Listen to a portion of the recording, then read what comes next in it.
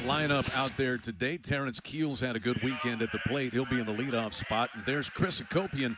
He's 4 for 7. A double, a home run, 3 runs driven in. He's also walked 3 times. So he's been on base 7 times in the 2 games so far. Caden Sorrell homered yesterday. Wesley Jordan also homered yesterday. Grahovac, Dewar, Partita, Bear Harrison, the catcher, and the shortstop Boston Kellner. Facing an Oklahoma freshman who's been very good, making his 5th start, the left-hander, Cord Rager, ready to roll. And he deals a little bit upstairs here to Terrence Keel. What's critical for Cord Rager? He's got all the physical tools. Yeah, I think it's just promoting confidence for him. Finding the strike zone, finding 3 pitches that he can find for strikes and get guys out, keep him off balance.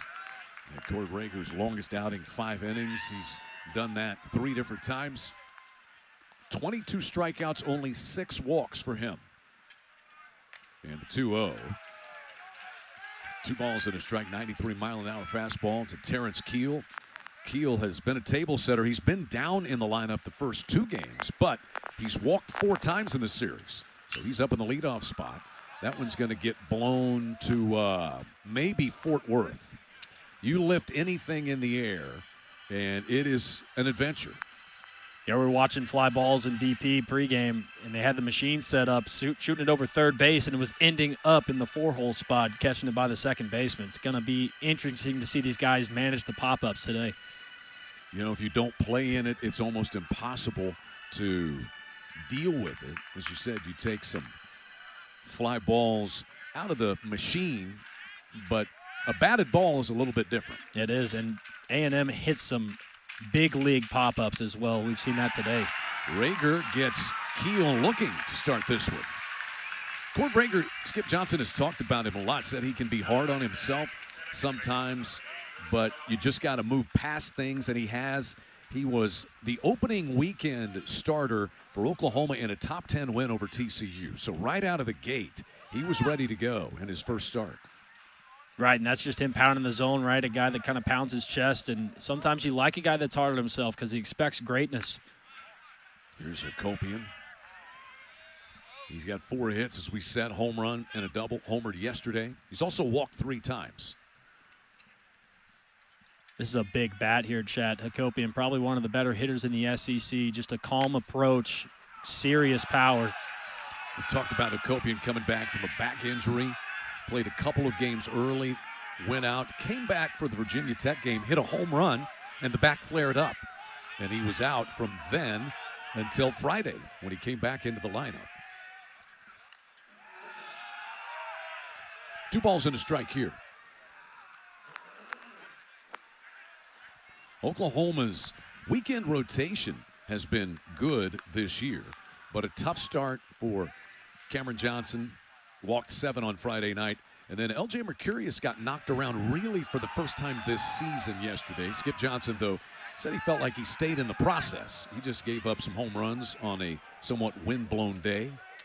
Did a good job of getting the first pitch strike, right? Like, guy that kind of pounds his zone, but I think he got a little bit predictable at times. Like, a lot of those home runs came off the first pitch, you know, staying in the fastball count, and A&M did a really nice job of taking the pitches that he was giving them. And putting a good swing on them in those counts. Aggies have been excellent at separating balls from strikes this weekend. They've walked 20 times in 2 games.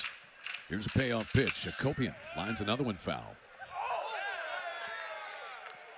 Twists and turns in this weekend series.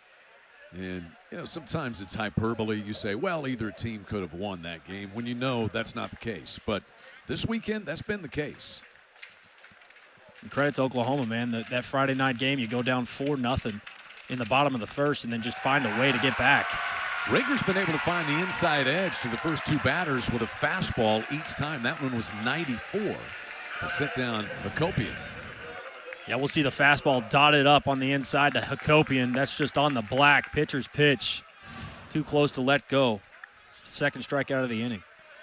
Here's Caden Sorrell, who homered yesterday. His only hit so far this weekend. But off to a great start. 9 home runs and 31 runs driven in. Showing bunt, and he takes a fastball for a strike. Yeah, we'll see the bunt on with the shift.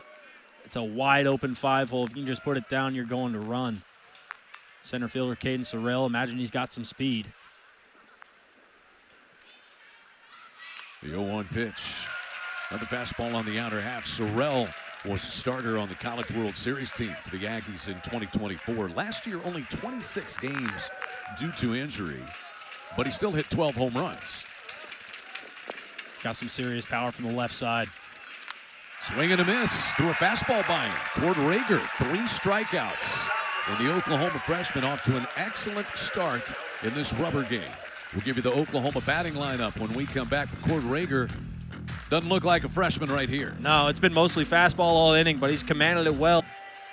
Kimry Family Stadium on a sunny but wind-blown day. We've got winds coming out of the north and northwest at, not kidding, gusts of 47 miles per hour reported in pregame. Maybe the most important time was taking fly balls out of the jugs gun out there. I don't know. It was hard for me to walk in. Had to be athletic getting into the gate this morning, man. Yeah. I almost got blown away. You can. There's the Sooner lineup. Trey Gamble up in the leadoff spot, then Camden Johnson. Brendan Brock, well, he's got 2 home runs and a triple. He's driven in 5. And Oklahoma gets Jackson Willits back today. Their shortstop had to sit out yesterday after the ejection for throwing his bat down in the game on Friday night. Do not discount what his presence means, not just the numbers, but his presence mentally and physically in this Oklahoma lineup. Remember, he homered. He got tossed after a home run the other night. Just a veteran guy, right? A guy that leads the locker room, plays the game the right way, and they may not have been seen Friday night, right? But just one of those guys who handles the bat well, commands the defense, and just a really good leader in the dugout. Trey Gamble set to lead things off for the Sooners against Aiden Sims, who really has been the best starter numbers-wise for the Aggies this year. And the right-hander is ready to roll, sophomore out of Forney, Texas. And first pitch misses up and away. Here's Aiden Sims, 5th start of the year. Wins over Tennessee Tech, Penn, and also his last start out against Oakland. But he's only given 4 runs total. Gamble slices this one to the top of the back screen. What's more impressive, the 1.59 ERA or the 1.43 batting average against? I was just about to say that's what sticks out to me. The 5 walks and 25 strikeouts, and guys just don't barrel him up very well. Like, he lets his defense play behind him, but also has the ability to punch guys out. Gamble takes that one upstairs. Michael Early said that Aiden Sims made a massive jump on the mound from freshman to sophomore year. He said, it's about as big as I've ever seen. Throws a couple of different breaking pitches.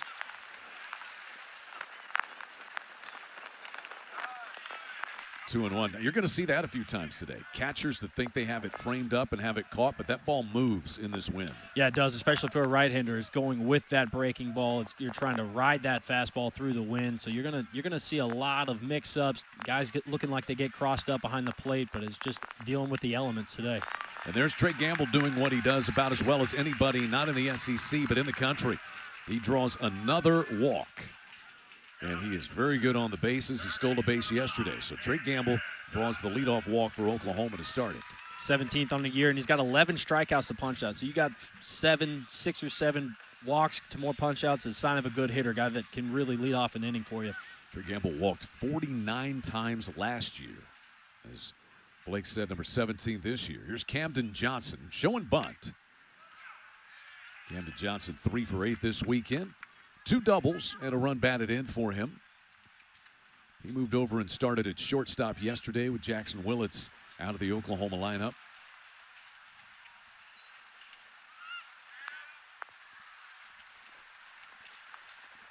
The 0-1. Through the second baseman, Hakopian. Gamble's going to charge around to third, and Oklahoma putting something together with a walk and a base hit. Runners at the corners and nobody out. Just got under the glove of Hakopian there. Yeah, set up for double play depth. Kind of cheated towards the second base bag. Gives a full-length dive, but just tips off the glove. We'll get another look at it. Little hook barrel from Camden Johnson. You'll see Hakopian laying out, giving effort, but that gives Trey Gamble time to go first to third. Good read on the ground ball. And here's the hitting start this weekend for Oklahoma, Brendan Brock. Playing out in right field today. Throw over close play. It gets away from Grahovac, and the first run's going to come in on a throwing error by the pitcher, Aiden Sims. It is 1-0. Everything is a challenge in this wind. He even throws to first base, Blake. Yeah, it's really going to test the mental fortitude today of these guys. Let's take another look at this. It's a pretty good move, but that goes just to the left side of Grahovac's got to reach over Camden Johnson to make that play, unable. So Oklahoma with a run on a walk, a hit, and an error. And the Sooners strike first today. Now Camden Johnson, who runs extremely well. Oklahoma hasn't really opened up the running game.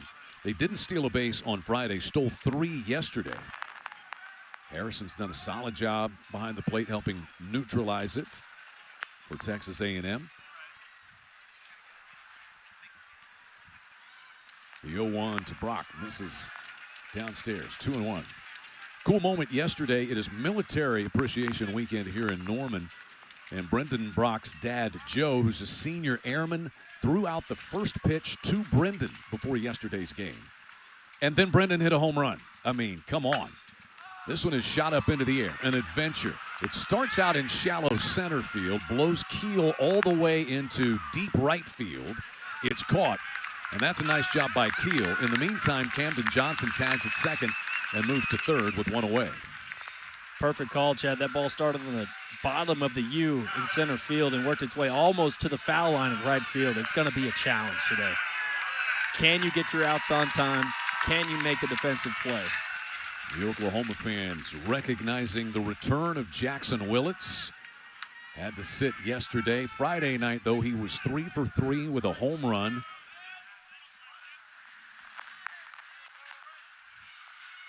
And he rips this one right through the box. It's a base hit, and it's a 2-0 lead for the Sooners. Willits returns and still has not made an out this weekend. He's 4 out of 4. Which is what he does, right? Using the middle of the field with a runner on third base, less than 2 outs. Gets paid off with a knock for his 20th RBI in the year. Jackson Willits producing.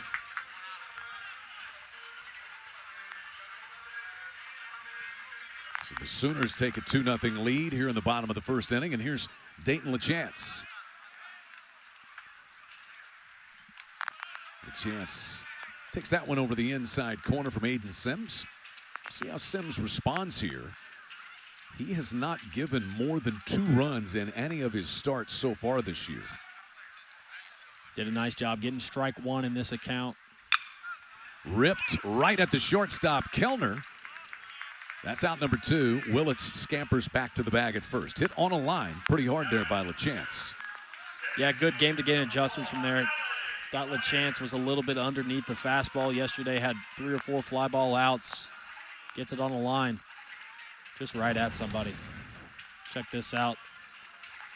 Right at the shortstop, Boston Kellner. So 2 down, and here is Alec Blair. DHing today.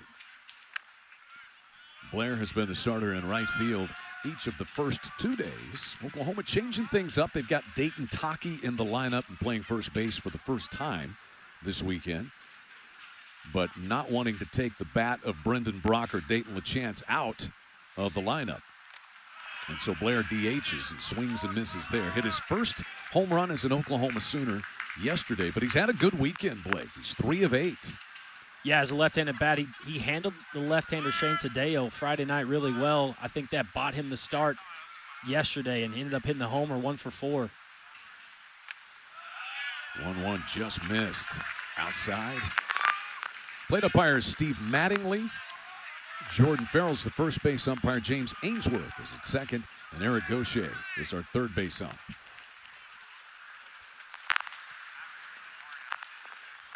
Blair bounces this one toward the left side, trying to beat the shift, but he grounds it to the only infielder over there on the third base side. That's Nico Partita, and the inning is over. But Oklahoma is on the board first. 2-0 Sooners headed to the second in the rubber game in Norman. Series on Friday night. Things got a little heated. We were at a simmer, and we hit a boil when Jackson Willits homered for Oklahoma. That bat went down. The bat then was tossed. Eric Gaucher then came over and told the Sooner dugout after this little exchange between the two sides that Jackson Willits had been ejected, had to sit out yesterday, and he's back in the lineup, already driven in a run today. Yeah, interesting game on Friday night. We told you, I know there were 6 home runs yesterday, but the fireworks were really on Friday night. Yeah, tensions were high, man. I thought we might have a brawl on our hands. We ended up coming up unscathed. I was ready to go. And then everybody who didn't see the game yesterday, was everybody good? Anything? Yeah. No, everybody played nice yesterday. Handshakes and happy smiles. Well, maybe. That fly ball to right off the bat of Wesley Jordan, caught by Brendan Brock, who's getting only his 2nd start of the year out in right field for Oklahoma today. It brings in Gavin Grahovac. 1 hit this weekend. It was a double that drove in a run, though. Cord Rager. Breaking pitch that hit him. So the first base runner for the Aggies is on a hit by pitch of Gavin Grahovac. Yeah, a slider that he just kind of grips a little bit too much and tries to get the back foot to Grahovac, ends up clipping him. Rager was recruited as a two-way guy, also a hitter, and the pitching just really took off. And Skip Johnson said, let's give this a full-time go and see how it goes. And he wound up being one of the 3 weekend starters this season for Oklahoma. Yeah, it sets up nice for him, right? In the midweeks in practice, you can get him some ABs against some arms that need some time, and you can kind of let that bat develop. But if you got 95 from the left side at 6'6", you're sorry, buddy, you're on the mound. The 1-0 pitch is in there. Imagine that. You get these tools in the hands of one of the best pitching coaches in the country, and Skip Johnson, and voila. It's almost like magic, Blake, but not quite. Does a good job. He sprinkles the fairy dust on top of him. Let him ride. Jake Dewar in this lefty-lefty matchup. A ball and 2 strikes now on Dewar. Double transfer as he began his limited playing time in 2 seasons at TCU, and then last year at Florida Atlantic, but he got hurt about this time of the year, in fact, middle of March, and missed the rest of the season. Now, he is an Aggie. Kind of guy that Michael Early said they were looking for in the portal. Became available. And now in College Station. That pitch is a called strike 3. The Aggies thought it was a pitch clock violation. They were out of the dugout, I think, pointing at the scoreboard, Blake. Is that what I saw? I think they were asking for a box. See if we get another look at it. It was before he wound up and threw to the plate. It's a good fastball in the outside corner, but it seemed like he lost his balance from the wind. I think the Aggie dugout was wanting a balk call there. No balk, instead strike 3 and the 4th strikeout for Cord Rager. So it's a runner at first and 2 down for Nico Partita.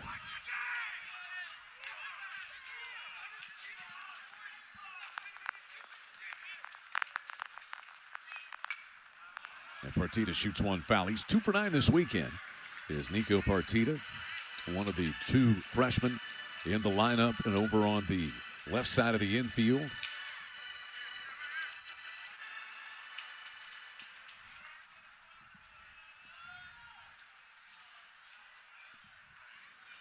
The 0-1 is hit foul. I think it hit the turf before it came up and got a piece of Nico Partita. Manville, Texas freshman. He, along with what Boston Kellner has done there on the left side of the infield. And Michael Early said they were kind of sweating the draft with those 2 guys, but once they made it through, he figured they had the left side of their infield complete. Yeah, as you saw, 2 for 9 on the weekend. Had a really good approach. It's been fun to watch him step in the box. Rager has gotten the call on that inside edge a couple of times. That one missed a little too inside. Yeah, I think that's a good call. I think it's a ball in. Home crowd won the strikeout. I think he got it right on that one. What do we have here now? I think we've got some debris that is blown out onto home plate. Our plate umpire Steve Mattingly calling a member of the equipment team over to take whatever that was. Let's speculate on what that was. A tack, a wedding ring, maybe? No? I was going to go with contact lens. Okay. But I think somebody would be rubbing their eyes, or I don't know. And now we're looking over at first base, Dayton Taki and the runner Grahovac over there. I think we're ready to go. There goes the runner, and it's swung on and missed. So how about 5 strikeouts and 6 outs recorded for Cord Rager? A hit batsman and a man left, and a 2-0 Oklahoma lead headed to the bottom of the second. 2-0 Oklahoma on top, and the Sooners hit the plate here in the bottom of the second. A look at the offense for Oklahoma. In the series, 11 extra base hits, 4 home runs. They've hit 2 homers in each game. Just got off to such a great start, Blake, in an 8-0 start. Scored double-figure runs in their first 7 games of the season. You're going to have your ups and downs, but they haven't had many downs. Right, it seemed like the bats kind of cooled off for a week or two there, but, you know, Friday night in the SEC comes around and it wakes back up, and haven't looked back this weekend. Done a really nice job keeping the defense in this game throughout this series. First time in the lineup this weekend for Dayton Taki, veteran first baseman. Left-handed hitter, and the wind, yeah, it's coming out of the north, but it kind of traffics things toward the right field corner. That pitch is up and away, 3-0. Yes, it blows things basically toward first base. There you get a look at the flags, but kind of pointing toward the right. There you get a look at the flags, but kind of pointing toward the right field foul line, if you will. And a left-handed hitter, man, you get one up, as you well know. It will go, man. I always liked when it was cold and blowing out of the north and just trying to elevate poolside, just kind of lick your chops. And balls were going out in BP, so I think it's going to fly that way.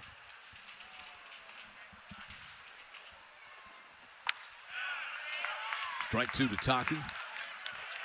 So Aiden Sims right back. Gave up a couple of hits and a walk, and committed an error himself in that first inning, leading to one of the 2 Oklahoma runs. There's the payoff. Taki, for the second time in as many innings, Oklahoma draws a leadoff walk. Pretty good at bat for Taki's first AB this weekend. Gets it to 3-1, works it full, and then takes a ball low to get on first base. First guy on. Here is the Sooners' second baseman, Kyle Branch. 1 out of 4 this weekend. The one hit was a double. 1 run scored.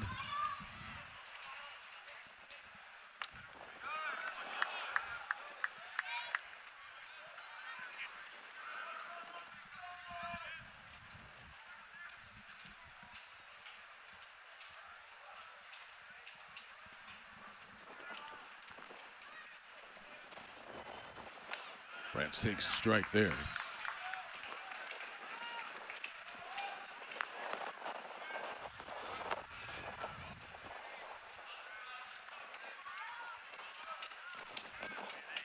Starting pitchers have had a mixed bag this weekend.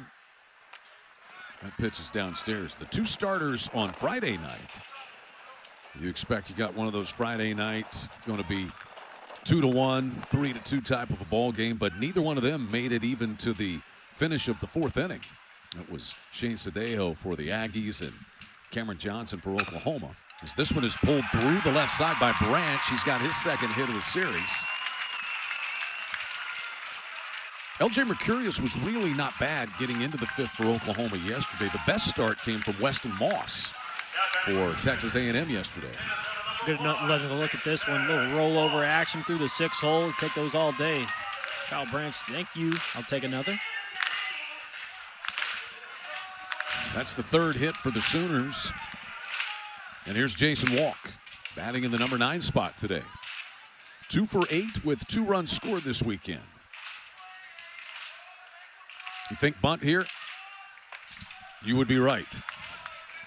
Yeah, same situation yesterday. He laid down a perfect bunt toward 3rd and had a bunt base hit out of it. Yeah, it's one of those ones you couldn't coach it up any better. Detonated it right off the end of the bat and just spun it to make the catcher, Bear Harrison, field it. No chance at first base. 2-0 to Jason Walk. With his speed, bunt would be a very, very big part of your arsenal. Juan Pierre action? Yeah. Dodgers, right? Multiple teams. Blue Jays as well.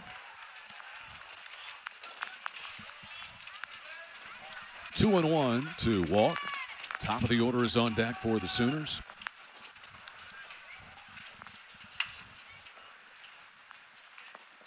Aiden Sims to the plate. Walk takes ball 3. Sims trying to throw the slider. That's a tougher pitch to bunt if you're Jason Walk. Missing, making this 3-1. Now you got to come straight to him. Walk squares around early and does bunt. It'll be fielded by the pitcher Sims. And over to first, so the sacrifice is successful for Jason Walk. Well executed there. Just giving yourself up for your team. He'll put the ball in the hands of Aiden Sims, the pitcher. Yesterday was a little bit more left, and look, he still even almost beats this out, just half a step. Yeah, that was the first baseman, Grahovac, who came in on the bunt and then was able to actually get back to the bag and take the throw. Once your first baseman taking that throw, if it can happen. Right. And it did for the Aggies. Top of the order here, Trey Gamble for the Sooners. Walked and scored his first time. You know, we've talked so much about the wind and its impact on fly balls, what you can do with the plate. How about the pitcher and the impact on a pitcher, Blake? Right. It makes that breaking ball from the right-hand side a little bit sharper. Gamble fights this one off down the left field line, and it's foul. Fastball release point may be a little bit similar, but you got to find the feel for it, right? But that breaking ball is really the one that makes it affect. When you're throwing like an off-speed pitch into the wind, that changeup will be better. Kind of just think about how the pitch shape works, and it'll either affect it, whether it's going into it or away from it.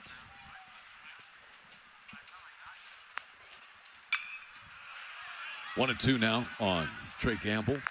About just coming set or getting into your motion, and all of a sudden you get a 45-mile-an-hour wind gust. Yeah, I think we saw a balk in the first inning from Cord Rager where he lost his balance. Maybe you come set a little bit wider than shoulder width and keep a good balance, weight in the heels so you don't get an unforced error. A little low and in. 2 balls, 2 strikes now. Oklahoma with a walk to Dayton Taki. A base hit by Kyle Branch there. It's third and second, respectively.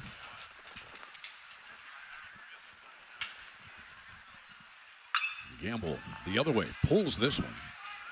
We've seen so many shifts defensively. I feel like both teams are shifting on about half the batters. But it's interesting they don't shift with Gamble here in this at-bat. They're not pulled around to the right side of the infield. It's really spray charts, man. And whatever you feel like a guy does in a certain count, we see him switch in the middle of at-bats sometimes. Maybe he's pull early, push late. This will score a run. Tough play for Hakopian. Gamble can run, but Hakopian's able to complete it. Dayton Taki crosses the plate with the third Sooner run, and Trey Gamble has now scored a run and driven in a run today. Yeah, good at bat right here. Just chops one into the ground. Ball in play, scores a run. Gives him his 15th RBI in the year.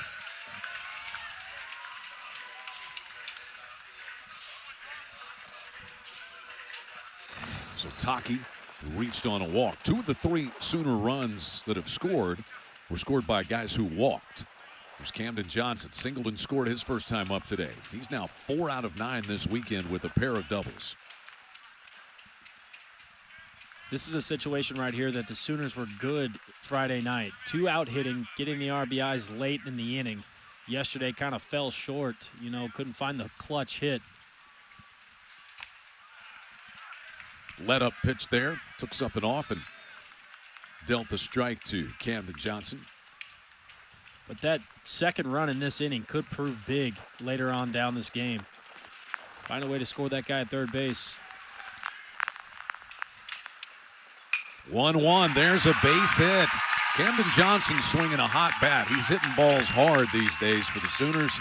In to score comes Kyle Branch, and it's 4-0 Oklahoma in the second inning. It's a really good swing. Using the middle of the field. Everything, another hook barrel for him. How about it? Little top spinner through the middle of the field. Gets that 2 RBI knock. 2 out RBI knock. 4-0 Oklahoma. And Brendan Brock will be the batter.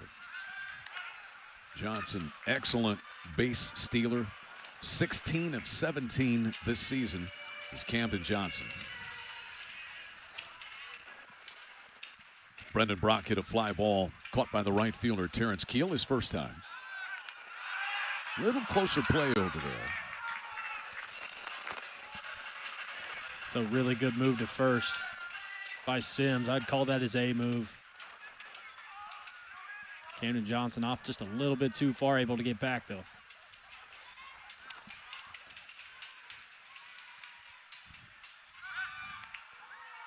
That one skipped over to first base.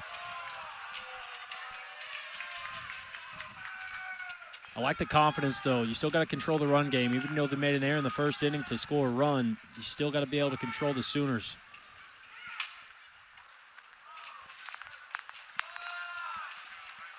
Brendan Brock now 3 of 9 this weekend. Home run leader for Oklahoma with 6 of them. 26 runs driven in. He's batting .348. 1-1 the count for Brendan Brock.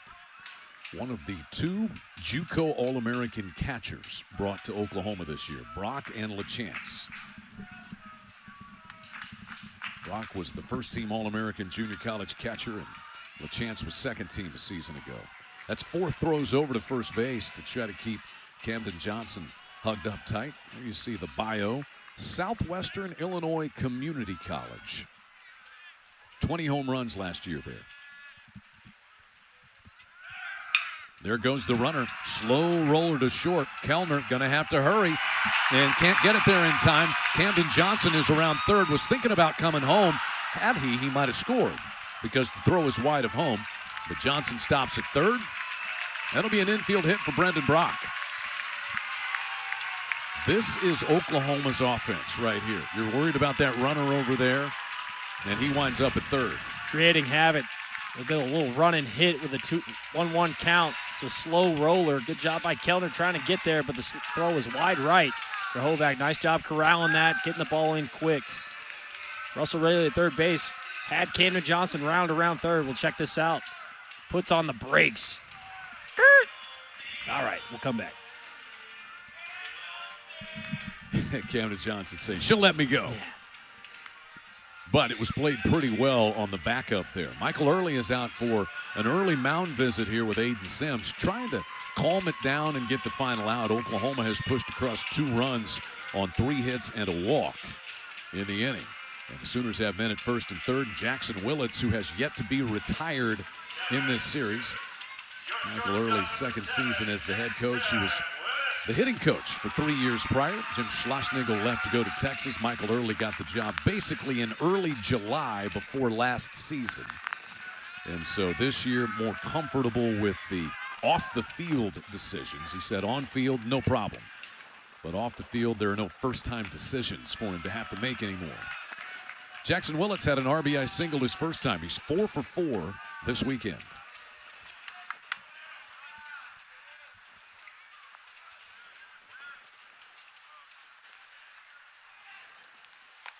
And 2 balls, no strikes.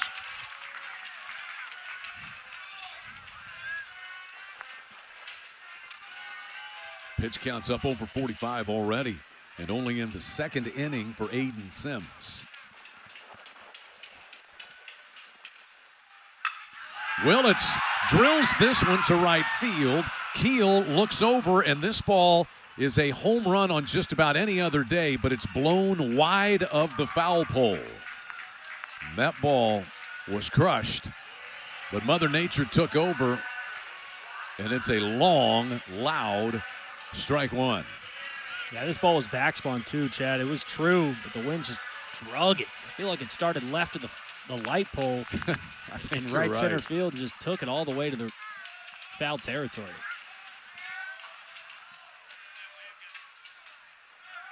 There goes Brock from first, and Willits fouls that one off. Jackson Willits just goes about things like a pro. Of course, his dad, Reggie, the offensive coordinator at Oklahoma, after his time playing in the major leagues and then coaching in the major leagues. He's a former Oklahoma Sooner himself. Again, there goes the runner from first. This one is going to be in the shallow center field. The wind is all over this. Who's going to catch it? Nobody. Already in to score is Camden Johnson. Around third comes Brendan Brock. Willits winds up at second, and Oklahoma winds up with a 6-0 lead on a fly ball that nobody could touch because of the wind. Yeah, I think this is going to go down as a double. It has to, I think. You said it earlier, Chad. It's tough to play in this. Let's watch this fly ball, see if we get a good angle on it. Goes out of picture here, but you can see everybody reacting. It starts out in center field, and then Hakopian ends up almost on the foul line. This is as crazy. You know, you've been in this ballpark a lot, as have I. This is as crazy as I've seen the wind on any. We're talking about, we could see a 50-mile-an-hour wind gust today. You're absolutely right, man. It's almost tornado-esque. EF1. So 6-0 Oklahoma. Willits still has not been retired in this series. He's at second after a 2-run double. He's driven in 3 of the 6 Sooner runs. Here's the 8th batter of the inning, Dayton LaChance. 1-1 to LaChance. LaChance hit the ball hard, but right at the shortstop Kellner his first time.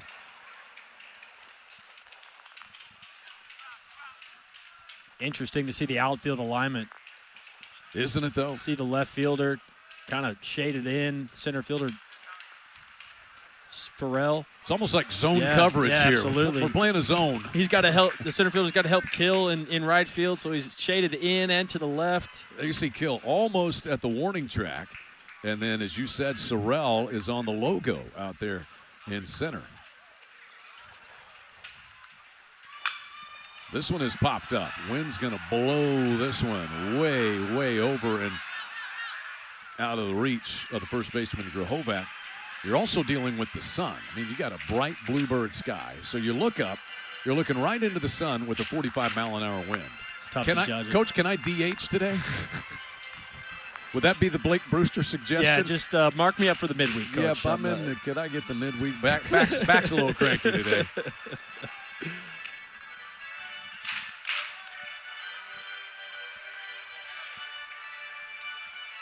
And it's not to make light of anybody that's out there trying to field these fly balls.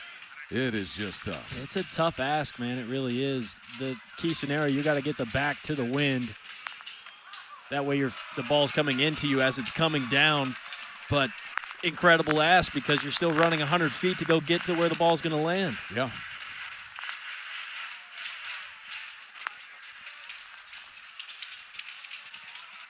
Payoff pitch coming here to Dayton LaChance. We'll do it all over again.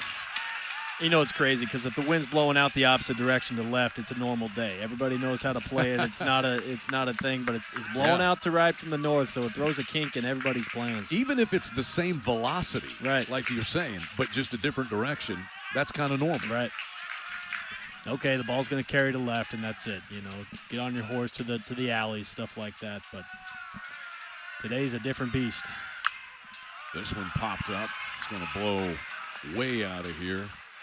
This is a day where the Lloyd Noble Center is just across the street. There's going to be ball. Like, I'm parked over there. Yeah, I may get a foul ball under my car or in my windshield. Got some windshield insurance? Hang on. I got to get with my guy. Yeah. Right next to the heat and air guy on the context list. Another 3-2. There's ball 4. As LaChance has to sit down out of the way of that one. So the 9th batter of the inning for Oklahoma will be Alec Blair. 4 runs are across for the Sooners on 4 hits. He's really good at bat. Gets down 0-2 on that at bat and works it all the way full to end up working the walk with 2 outs. I think we got a little bit of activity surfacing out in the A&M bullpen. Alec Blair grounded to third his first time.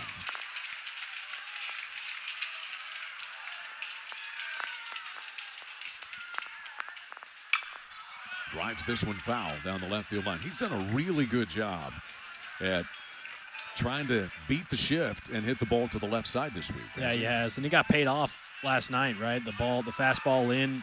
The Aggies have been throwing the off speed to him, getting him to chase, and then he gets a fastball in and parks his first homer in right center.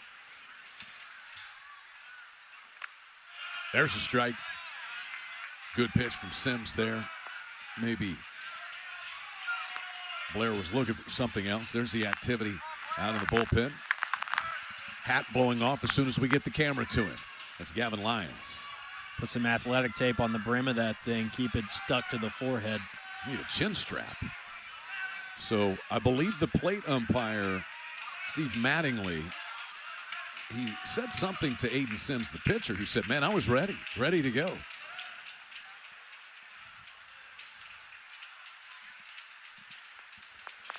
And the 0-2.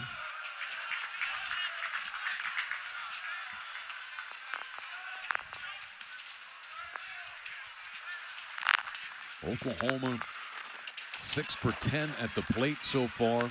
All 6 hits have come with runners on base. Swing and a miss, and a big strikeout there for Aiden Sims. But Oklahoma bats 9 in the second. They get 4 runs on 4 hits and carry a 6-0 lead to the third. Run game, and the Aggies were able to even it up yesterday. Sooners a quick 6-0 start today. And it's not just the offense, but their freshman pitcher, Cord Rager, has been very good as well.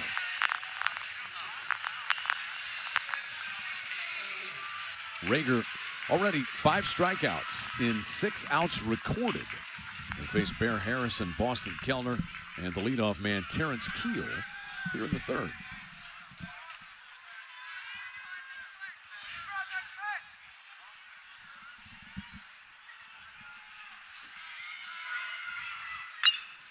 This one is drilled down the left field line. That one's going to be fouled, though. Bear Harrison. Yeah, if you're going to go that way today, keep it on the line just like that. It's a good swing. Second season at A&M for Bear Harrison. Started his career at St. Mary's. Hit 10 home runs for the Aggies last year. You'll take 10 bombs out of your catcher, won't you? All day long. If he was left-handed, he wouldn't be here. I know that.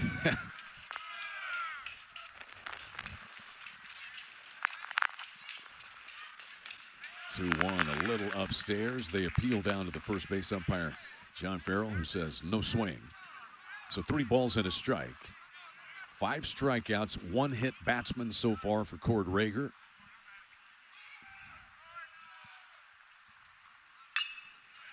And there is the first base hit of the day for the Aggies. Kind of an elevated fastball there. It rumbles all the way to the warning track. And rumbling into second base with his second double of the weekend is Bear Harrison. Just a good approach by Harrison there. You'll see a fastball elevated. It just gets on top of. Cuts it through the wing, gets it all the way to the wall. Great swing. Double number 6 for Bear Harrison, as the Aggies have the leadoff man aboard for the first time today. Here is Boston Kellner.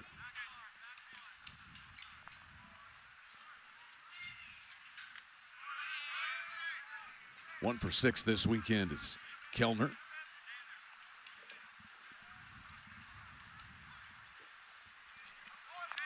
Had the solo home run yesterday. Yeah, he's gotten in on the home run parade. Actually, his home run in the 5th inning gave the Aggies a lead they would never relinquish. Made the score 3-2. This one is flared out into right field. Played on a hop out there by Blair. And here comes the Texas A&M offense. First 2 men have reached in the third. Really good approach by Kellner there. Fastball over the middle of the plate. Stays with it. Keeps the angle tight to the body. Serves it up to Brock in right field. So it is Brendan Brock out there in right field for the Sooners for the first time in this series. And back to the top of the order for Terrence Keel. He struck out looking in the first.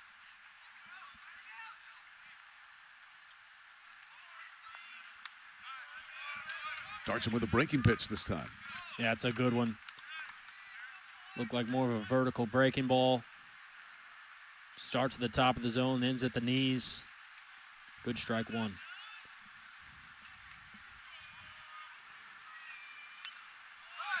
Oh, 2 on Keel.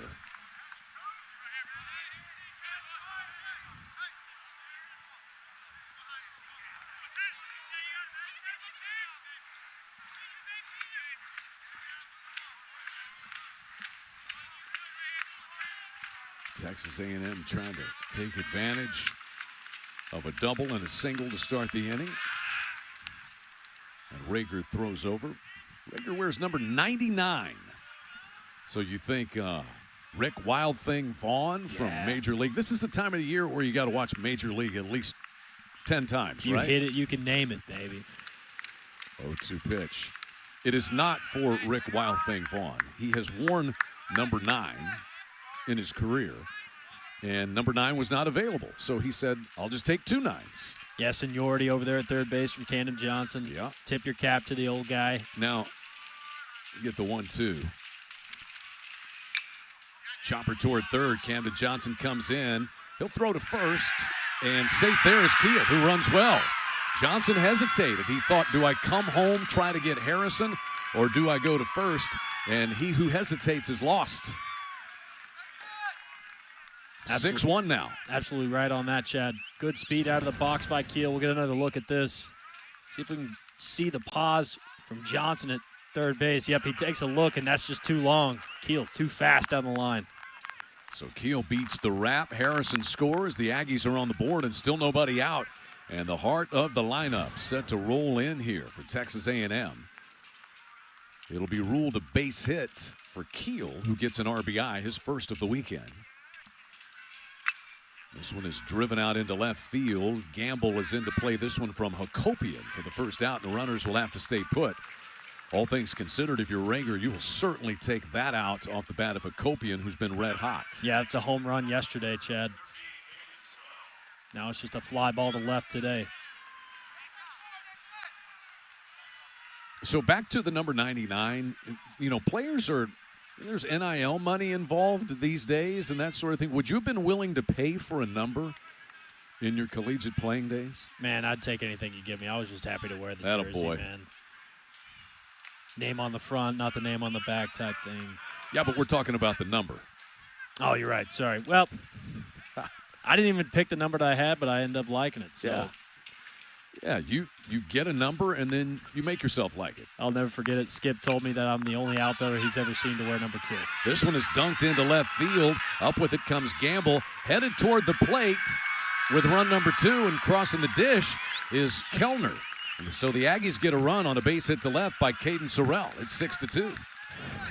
31 RBIs on the year now. This is just a little check swing. Dying quail, you'll take it all day long.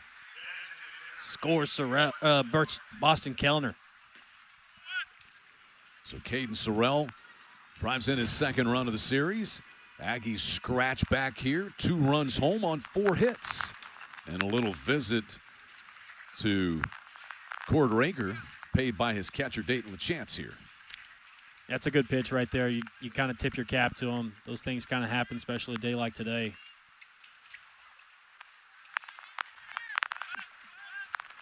6-2, top of the third. And here's Wesley Jordan. Jordan homered yesterday. 2 hits on the weekend. Flied out to the right fielder, Brendan Brock, his first time today. Yeah, back to the number thing. We'd be walking around practice, and I just see Skip shaking his head at me. Like, what I do now kind of thing. He's like, only outfielder I've never seen to wear number 2.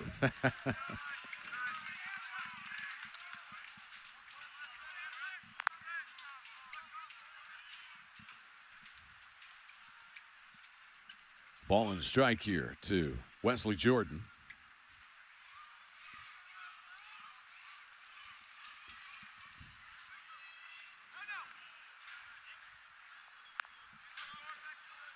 So 2-1 now, 4 hits in the inning. Harrison a double, and singles by Kellner, Keel, and Sorrell to push across a pair.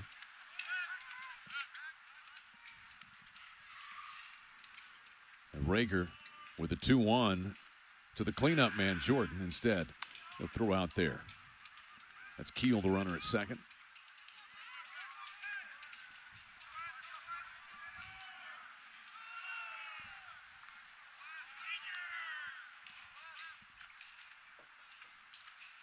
Big lead over at first by Sorrell. And a ground ball to the second baseman, Branch. He'll go to Willits for 1. They will record the out at second base, and they say that he lost it on the transfer. So put the out in the books at second. No return throw to try to get Jordan at first base. And Sorrell is retired, but that might have ended the inning had Willits not lost it on the transfer. It seems like the feed from Branch was a little bit wide to Willits' left. We'll see. Yeah, he had to kind of come across his body on the transfer, just lose his grip. So 2 gone, runners at the corners. And here's Grahovac, who got hit by a pitch his first time.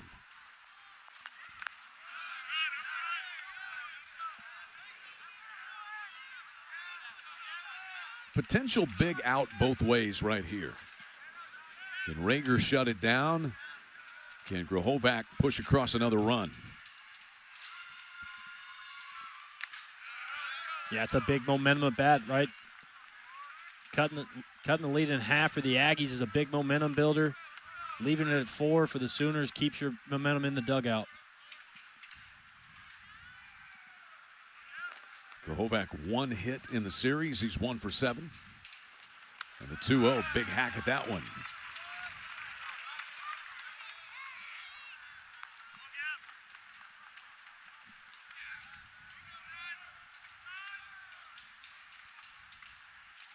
Two home runs, 19 driven in for Grahovac on the year. Rager's 2-1. Maybe got that pitch earlier in the game. Yeah, I think Mattingly rung a couple guys up on that one. High? I don't know. Here's the 3-1, though. And the bases are loaded. Well, that is the first walk that Rager has issued today. He also hit Grahovac with a pitch in the second. The 2 free base runners that this left-hander has given. Now a huge at-bat. Jake Dewar stands in with the bases loaded and 2 gone in the third. You're not happy about the walk, but first base open. You get to left on left here. Hopefully you got an advantage. Find a way to hit this third out. Dewar struck out looking his first time. 0-1. Jake Dewar's had 2 for 10 this weekend with a double and a run batted in. See, .338 hitter with 3 home runs. Aggies hit 4 home runs in yesterday's game. 36 on the year as a team. 1-1 the count.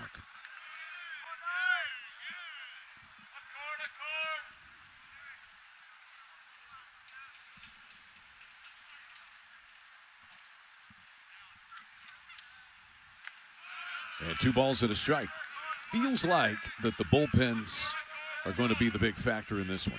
Just has been the case really the first 2 days. Yeah, it has. Starting pitching's been a little bit off for both teams. I think our best outing as far as starting pitching was Weston Moss yesterday. The bullpen ended up coming, shutting the door for the Aggies yesterday in the win. 2-1 pitch is line foul. Yeah, Oklahoma had bases loaded, nobody out in yesterday's game, trying to scratch back into it. They ended up getting a run, and then Freshcorn came out of the bullpen and just shut it down for the Aggies. He was great out of the pen. And that's a day after taking the loss in the opener on Friday night. Right. Just the timely hit, right? 2-2 is a base hit into left center field. Keel is going to cross the plate. Gamble's throw goes to third. It is getting away from Camden Johnson. Jordan crosses the plate. We've got a 2-run game. It's a 2-run base hit for Jake Dewar, and the Aggies have 4 runs across here in the third inning. Make that 21 RBIs on the year for Jake Dewar. It's a good job. Fastball at the letters, keeps the hands high, tight to the body, serves it in the left field for the 2-out RBI. So Keel, who singled, and Jordan, who was safe on a fielder's choice play, both score. And now the tying run is on board.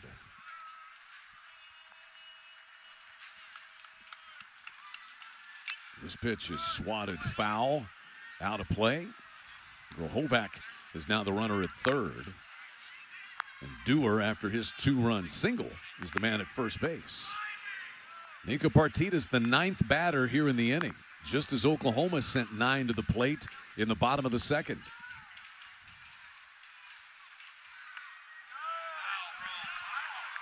Two and one now to Partita, who struck out his first time. Keel and Sorrell with RBI singles, 2-run single by Dewar. And the Aggies have a crooked number in the third.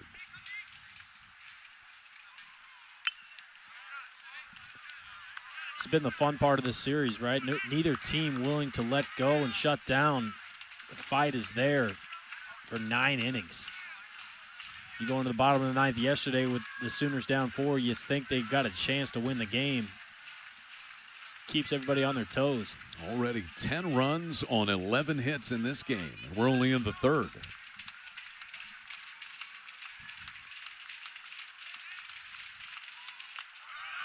And 2 balls and 2 strikes.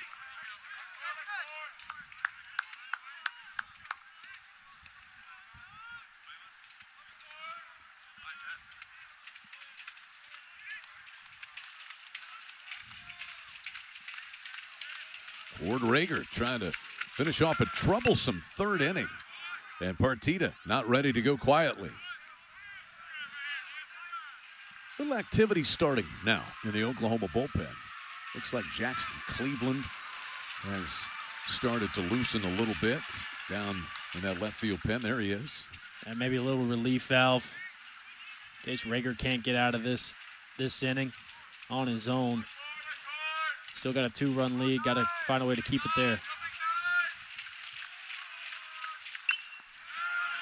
The Partita is battling away against Cord Rager, whose pitch count's getting up now. Up over 60 and only in the third inning.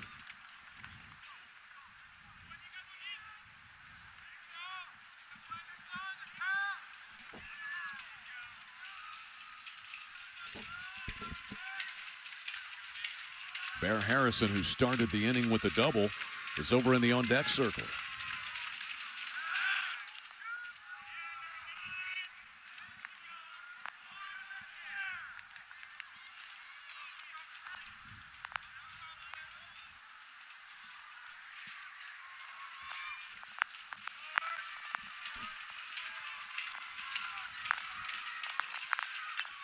And another foul ball.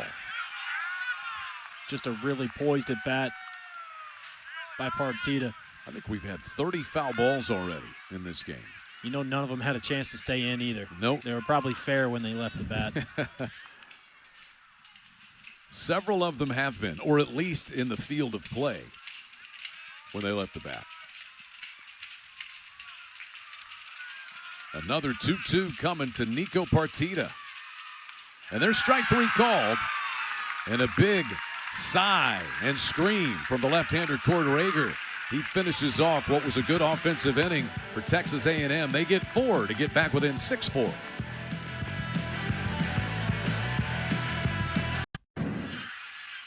Already 10 runs and 11 hits in this ball game. It's a rubber game. It's the SEC, and it's the weekend. It's exactly what you would expect. Oklahoma and Texas A&M. Skip Johnson and the Sooners. Where is Skip? He's back in the dugout somewhere. We're trying to find him. You know, the first thing, just talking to him about the environment here at Kimry Family Stadium, which has been excellent. Had over 5,000 fans, sold out all weekend, and just a great environment for Skip and the Sooners here this weekend, Blake.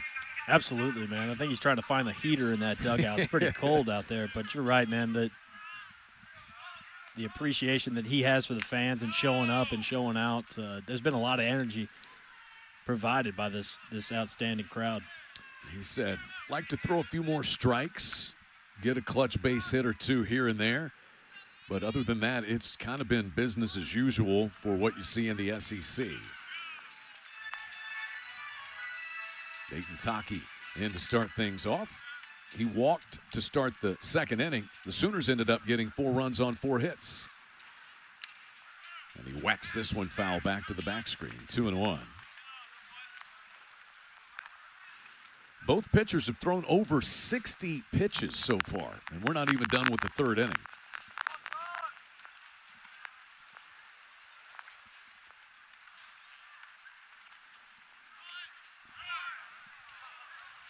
Showing bunt there. I'm not sure he was bunting. Count goes to 2-2, but that's interesting on a 2-1 count there, Blake. Yeah, it is.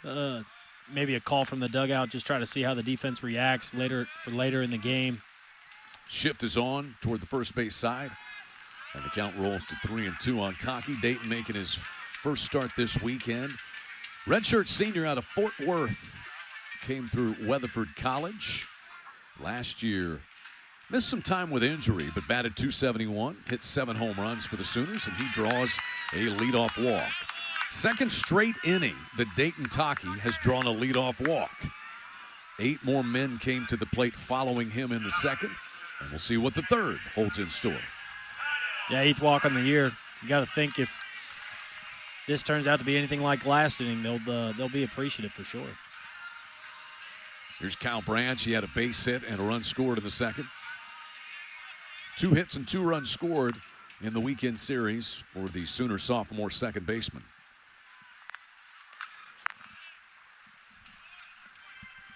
Well, this is the final day of opening weekend in the SEC.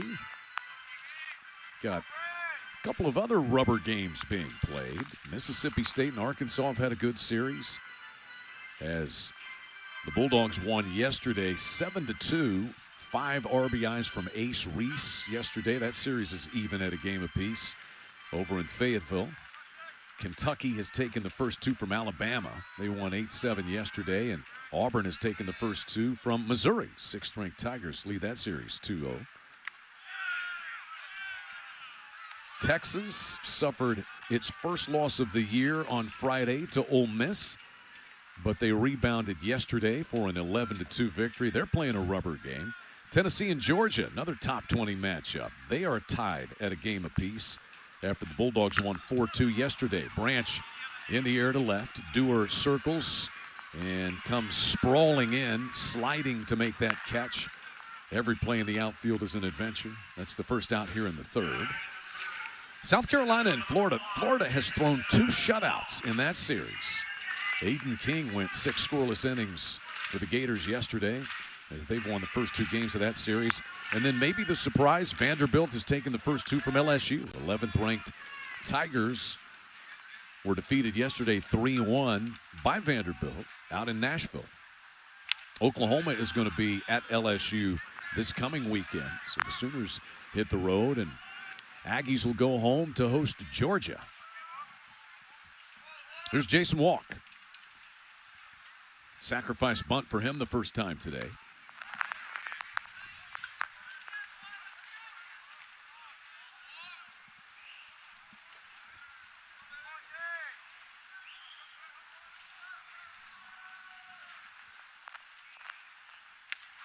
Walk goes fishing on that one. 1-2 the count. I love the communication from Oklahoma batters. Every pitch, they're showing the shape of what that's going to be, what the pitch was. J-Walk swinging through that ball, but still showing his dugout, yeah, that's a breaking ball over the top. And he gets rung up as that one hits the outside corner for strike 3.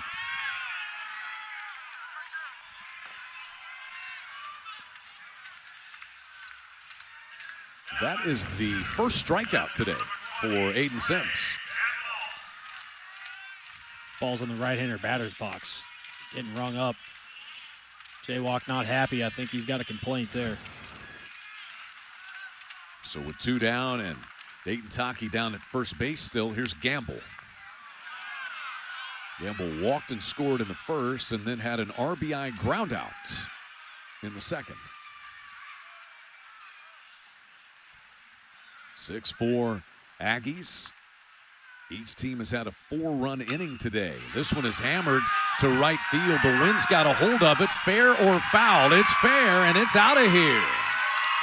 So Trey Gamble hits a 2-run home run, and Oklahoma is back on top by 4. You knew it had the distance. The question was, how would the wind impact it? Now he's pulling the Carlton fist going down the line. Please stay fair. Please stay fair. 17 RBIs on the year, 4th homer for him. Ball was crushed. Get another look at it. Ball's fastball in, gets the head out. He knew it off the bat. Please stay fair. Set the bat down very nicely. 8-4 Sooners on top. Michael Early is out of the A&M dugout. He's making a pitching change here in the third inning. So the shortest outing of the year for Aiden Sims. He came in with the best ERA on the club for the Aggies, and opponents batting just 143 against him. But Oklahoma has gotten him for 8 runs on 7 hits. There have been a couple of errors, but he has to leave the game.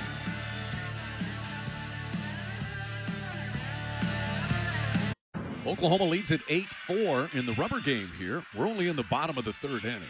And the Aggies have to go to the bullpen here. Aiden Sims with his shortest outing of the year, just 2 2/3 innings. And now it is the 3/4 side-arming right-hander Gavin Lyons out of Guilford, Connecticut. 6'3", 200 on the year. 1-0 record, 3.05 ERA, 20 2/3 innings pitched, 16 strikeouts to 4 walks. Oklahoma with an 8-4 lead. Camden Johnson, the batter, as Oklahoma starts through the heart of the lineup for the 3rd time already today.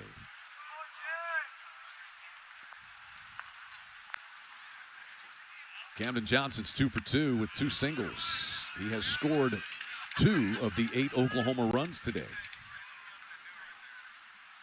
And he is 5 out of 10 on the weekend.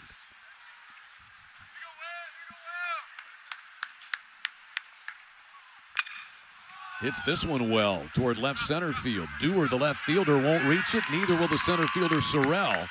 A 3 for 3 day in 3 innings already for Camden Johnson, as he hits a double into the alley in left center. No matter what the wind is doing, that's a double all day. Absolutely. He's on pace to go 9 for 9. Let's take another look at this one. Sees the bottom of the baseball with Sorrell in center shaded towards right. Gets this one to lay down for him for the 2-out double. 3 for 3 for Camden Johnson. I'll tell you this, if the wind's not blowing and that gets into the gap, that could be interesting. He hit an inside the park home run a couple of weeks ago. Especially with the bounces we're getting off the new fence out here in the outfield. It's hard to judge. You'll see some guys kind of pull up sooner than they normally would on a padded fence all the way around, but the chain link gives you some peculiar bounces. 1-0 pitch coming to Brock, who's 1 for 2 with a run scored today. So the first time that Lyons has come in out of the bullpen, he is a very heavily relied upon arm out of the bullpen for the Aggies. Almost like they kind of saved him just in case you get a situation where you may need some long relief, because he has a arm that bounces back easily with that kind of 3/4 sidearm delivery that he has. It's almost even below 3/4. I'd say sidearm. How about you, Blake? Yeah, I think so. Kind of gets it down. Got the fastball that runs away from lefties into right-hander bats. It's a motion that's repeatable, and it's a little bit easier on the arm. There goes Camden Johnson to third. He slides past the bag, and on that play, Partita came up showing the umpire the baseball. He didn't see that Camden Johnson had slid past the bag. Had he seen it, he might have been able to tag him. Absolutely right. Coming in hard to third base. You'll see the hook slide. This turf gets fast really quick. You see him almost 6 foot off the bag. Nice job. Well, maybe not. He wasn't too far away from the bag, but. Well, he's what, 5'10"? Ooh, did he get him on the back foot there? I don't know. That one handcuffs Brock. It's a strikeout out of the bullpen for Lyons, and the inning is over. But Oklahoma gets a 2-run home run from Trey Gamble. Sooners once again lead by 4 as we head to the 4th. Both starting pitchers have exited this game through 3 innings today. It's the shortest outing of the year for both of the starters today. Cord Rieger goes 3 innings for Oklahoma, gives 5 hits and 4 runs, and he gives way to Jackson Cleveland, senior right-hander, transfer from first North Central Texas College, then Lamar, and then last year the University of Miami. Yeah, I think an arm that this Oklahoma staff really likes, kind of in that closer conversation early in the year. 8 strikeouts to 3 walks in 8 innings. I think it's a guy that Skip Johnson really wants to get some confidence out of, see if it can be an arm late for him later in the year. And he has been that. He's got 3 saves He had 3 saves in 4 games for Skip Johnson and the Sooners. Last year he was at Miami. Didn't pitch all that much, only 24 innings. And he'll go to work here against Bear Harrison, who started the 3rd with a double and leads off again here in the 4th. And he gets hit by pitch.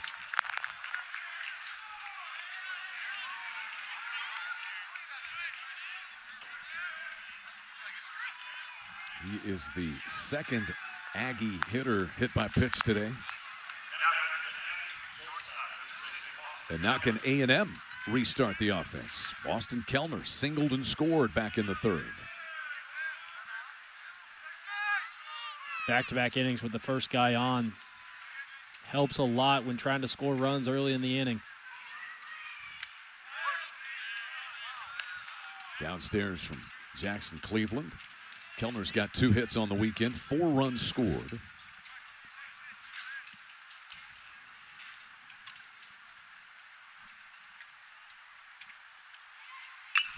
This one shot out into right field. It hangs up and it's chased down by Brendan Brock.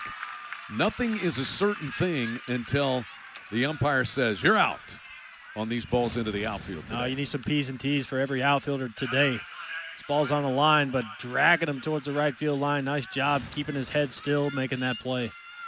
Back to first goes Harrison. 1 down and back to the top of the order for Terrence Keel.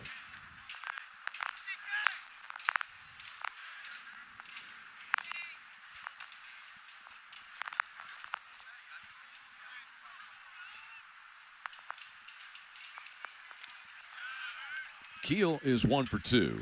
Singled and scored in the 3rd. Struck out looking against Cord Rager to start the ball game.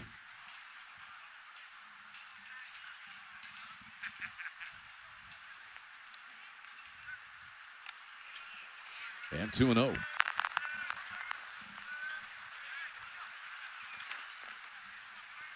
Oklahoma used 4 pitchers out of the bullpen on Friday, 5 out of the bullpen yesterday. Could be 2. Ground ball to Branch. Over to Willits for 1, but Keel beats the rap at first base. So fast, man. He always gives you a hard 90 out of the box, too. Just a guy that plays the game hard, and Keel keeps this inning alive, beating out the fielder's choice. So Harrison retired at 2nd. Keel is the runner at 1st, and here is Hakopian, 0 for 2 today. 4 out of 9 in the weekend series is Chris Hakopian. Oklahoma shifts over toward the 3rd base side with 3 infielders over there.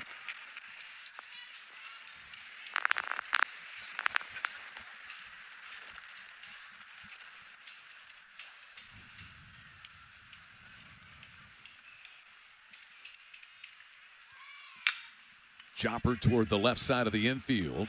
Camden Johnson, the 3rd baseman, couldn't pick it cleanly, and Hakopian will be safe at 1st. It's be an interesting one to score. Air goes up quick. It's kind of a high hop, then stays down on the 2nd one. 1 big one, 2, and then stays down. Couldn't get that glove down far enough. Camden Johnson upset, wants that one back. So that will be scored the first Oklahoma error of the ball game, and it extends the proceedings for Sorrell. Sorrell had a base hit in the 3rd, drove in a run, got an RBI chance here.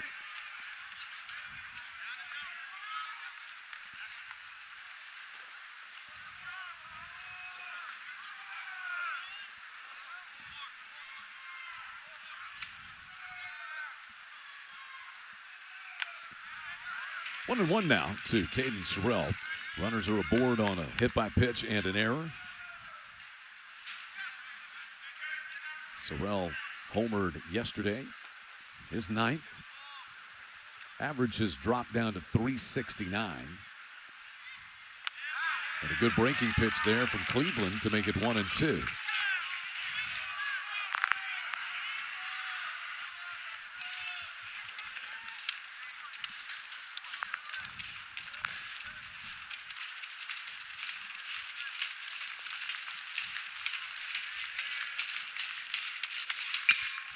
That's a base hit. He beats the shift, hits it through the left side. Around third base and headed toward the plate is Keel, and the Aggies get a run.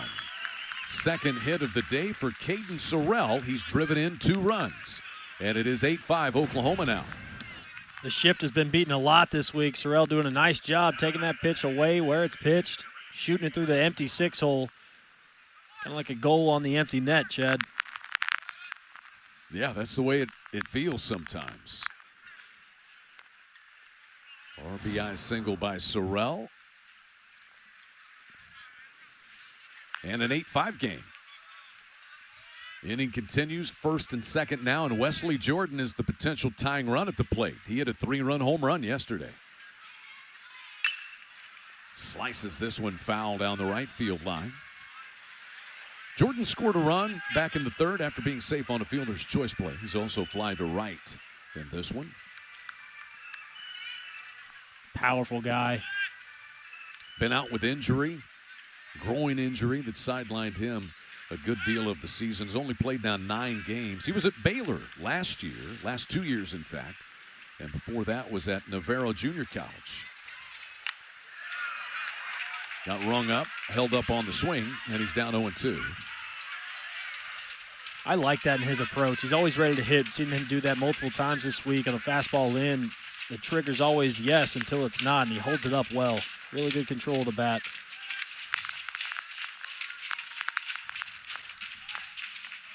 Strike 3 on a curveball there from Cleveland. And the inning is over. Aggies get a run on a hit and an error and leave a couple of men out there. 8-5 Sooners headed to the bottom of the 4th. Beautiful day for a series finale, especially if you get to be up in a climate-controlled press box out of the 45-mile-per-hour north winds. And a lot of scoring, as you might expect when the winds are blowing. 8-5 Oklahoma headed to the bottom of the 4th inning. It hasn't deterred the fans. Had over 5,000 each of the first 2 days. A little lighter crowd so far today. Can't blame them. It's cold out there, man.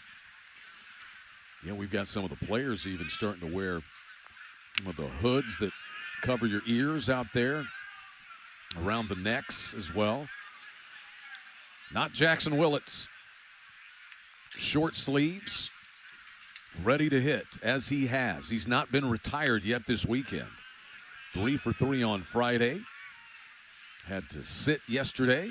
2 for 2 today. Yeah, he's planning on going moving some hay bales later on Dad's ranch.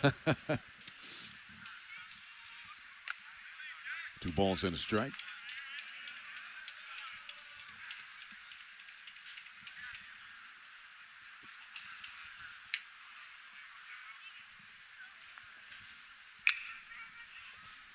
This one lifted foul and out of play up onto the SEC logo that adorns the hill on the third base side. Got the SEC spray painted into the hill on both sides. Nice little touch.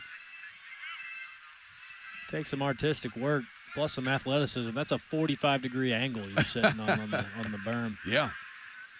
It's a little more difficult than just painting the end zone over at the stadium as Willits gets rung up. First time he's been retired this weekend. And the last 2 batters that Lyons has faced, he has struck out looking. See where this one ends up. It's a fastball that kind of freezes him. Yeah, catches the backside of that plate. 1 away, and here's Dayton LaChance. LaChance walked in the second, lined out to Kellner, the shortstop, his last time up.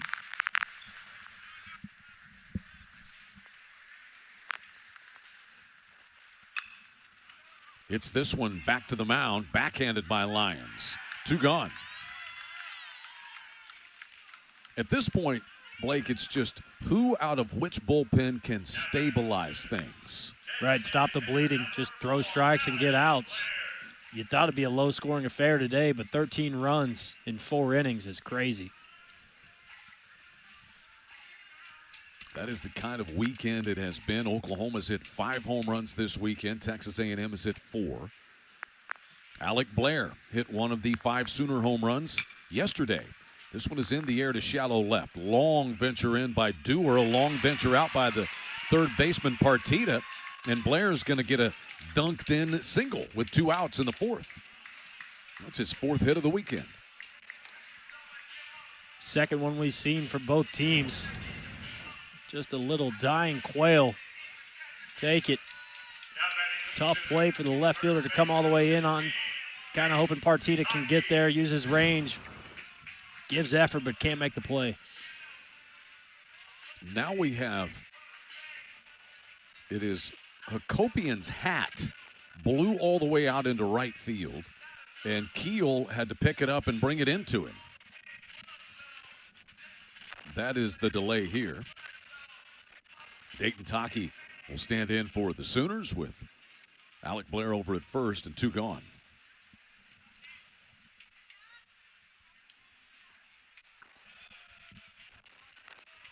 Taki has walked twice and scored twice today.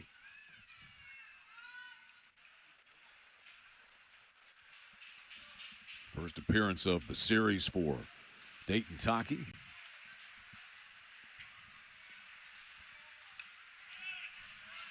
And 1-1 to him now. Not necessarily overpowering stuff from Lions. He's the kind of guy Michael Early said you can pitch him in the midweek and bring him back to pitch on the weekends. That unique delivery. He said, I told him he looks like Walter Johnson. And then he went, do kids know who Walter Johnson is? Or was, I should say. I had to use the brain a little bit, I remember. Big Train, yeah. They called him. Always like a repeatable guy, confident dude, controls the zone. As a hitter with the sidearm action, that fastball tails away from you as a lefty. You got to see the bottom half of the baseball. 1-2 to Taki. A little low and in. The Aggies have done this a couple of times in this series. They shift the shift. So, as of now, you've got Hakopian, who is out there in shallow right field, and they've changed who else is over there. They, at one point, had Kellner, the shortstop, over on that side, and now they've got Partita, the third baseman. That's the second time that we've seen a ball thrown away on a pickoff attempt today. It advances Alec Blair to second base. That's another long, wide throw left. Blair easy to second base. Thought he might have had a chance to get to third on that one. Tough to find the ball and use your instincts. And now the shift is off with a 2-2 count on Taki and a man in scoring position.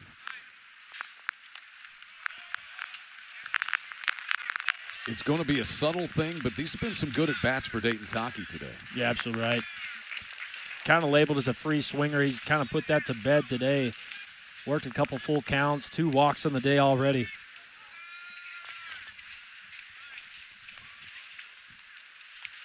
There's strike 3 called. Lions came back to get him.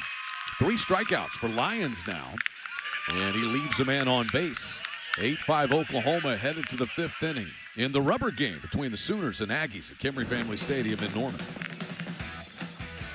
And we'll see doing it again. That's another fastball.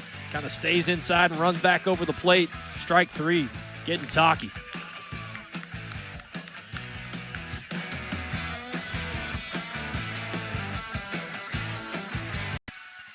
Our score 8-5 Oklahoma.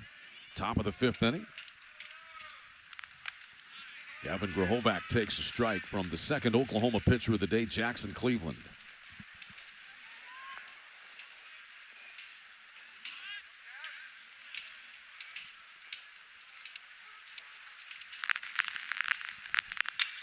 Bouncing ball down to knock it down is Taki, but he can't come up with it. Grahovac reaches for the 3rd time today. Yeah, this is what Grahovac does so well. Goes the other way. This ball's sharply hit. Taki able to corral it. Kind of heels him off the pad of the glove. Easy chance at first base, just couldn't make it. Base hit there for Grahovac. So he's been hit by a pitch, he's walked, and now he's singled. 3rd straight inning where the Aggies have had the leadoff hitter aboard. And Jake Dewar will be the batter. He's 1 for 2 with a strikeout and a base hit today. Dewar had a big base hit. 2-run single in the top of the 3rd, in fact.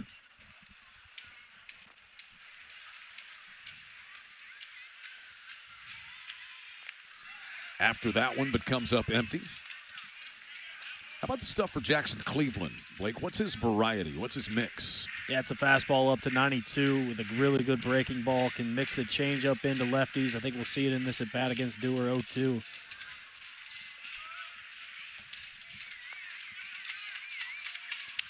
And there is the 0-2. Skip Johnson was asked after Cleveland picked up 3 saves, is this guy your closer? And Skip doesn't necessarily commit to a one-guy closer type situation. Oklahoma has a couple of others. Jason Bowden, who certainly fits that bill. And then for a left-hander, you got Gavin Jones, who throws like 98 and could come in and shut it down. You kind of whole staff it, right? Whoever the hot hand is, you know, you got a guy down, and you don't want to kind of keyhole yourself in that closer position. Just play it by matchups as well. 2-2 is swung on and foul-tipped, I believe, into the glove. I think Dewar got a piece of it. It won't matter. LaChance was able to squeeze it for the first out.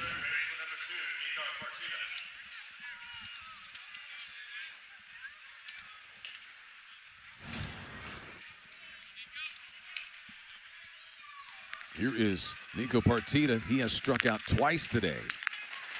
2 for 11 on the weekend is Partita.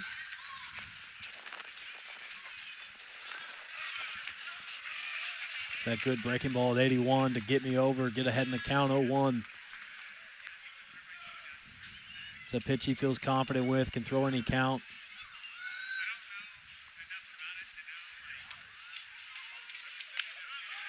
And back with a fastball that hits the inside edge.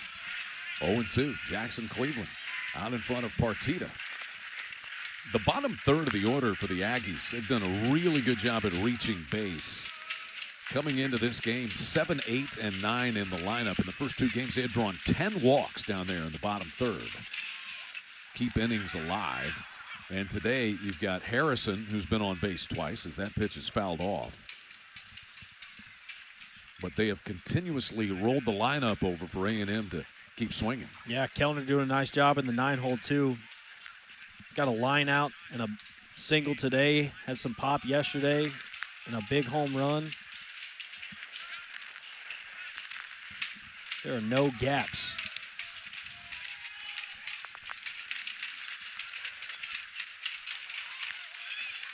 That one skims the glove of LaChance. Back to the back screen it goes. Grahovac moves to second base.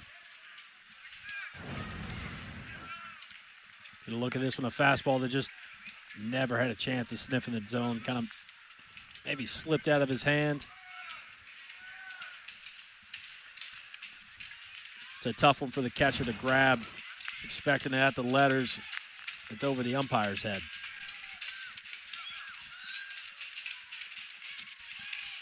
1-2 breaking pitch for a called strike 3. Someone call that hitting the bull, Chad. Setting it up.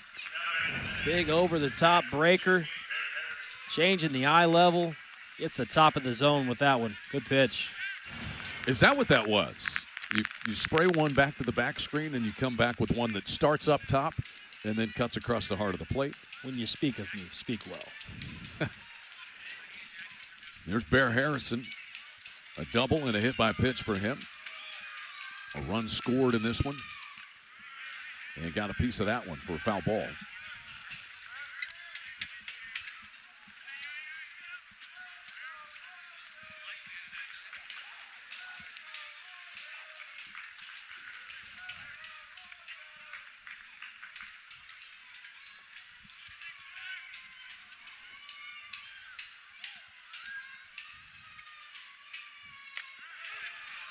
There's a fastball. That called a ball. I don't know.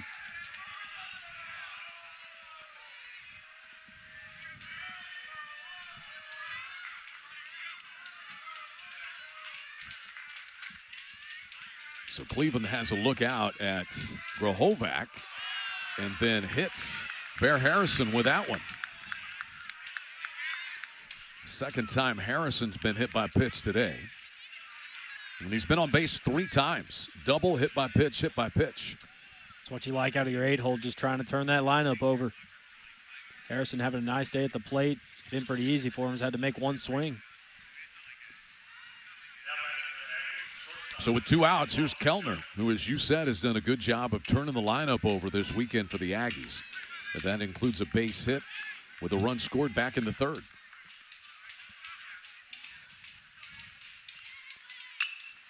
In the air towards center. Walk will not be able to get there. Around 3rd comes Krahovac. He'll score. The throw goes to 3rd, and Camden Johnson puts the tag on Harrison. But they say Harrison got to the bag safely, and Oklahoma wants a review. It's an RBI base hit for Kellner. It would be out number 3 at 3rd base if the call's overturned. Good job by Jason Walk getting it in there. The ball beats him. See if we're going to look at the tag. Maybe he got around it. Looks like he got him on the right heel. Be a telling one here. I think he got him.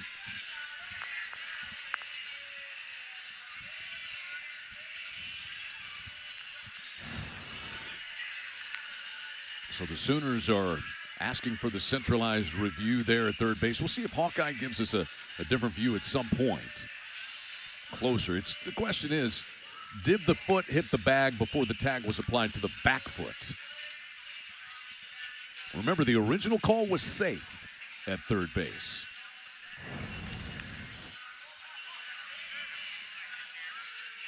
Very close. Looks like he ends up getting it on the right calf.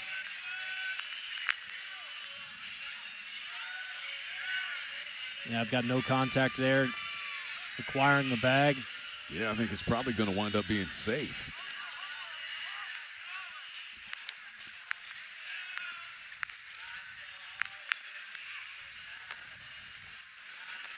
I think you're right.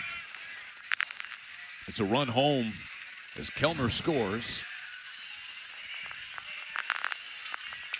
And SEC Central Review having a tough time with this one. We have not seen a look that would tell you for sure that the call should be overturned.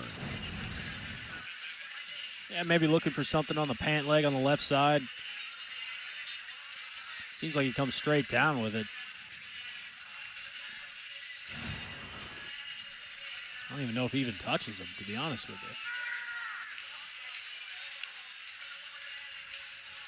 you. Bear Harrison for now safe at 3rd. And when he slides in, that right foot stays up in the air. The run crossed the plate before any play was made at 3rd, regardless. And we have a decision.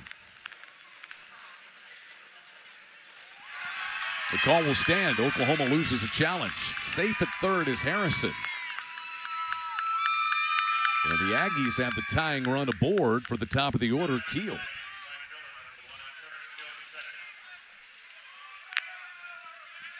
Sooners want to talk it over here. Terrence Keel has scored a couple of times, had a base hit back in the 3rd. Runners are at 1st and 3rd. Just no clean innings either way. Base traffic here and there. And when base traffic is left out there, runs continue to pile up, Blake. Right, including with errors, couple free passes, hit by pitch, walks, stuff like that. It's hard to get a cleaning out of any arm, both sides. Keel scored in the 3rd and again in the 4th. 8-6 Oklahoma. Sooners once led 6-2. They led 4-0, 6-2, and 8-4. Aggies continue to answer.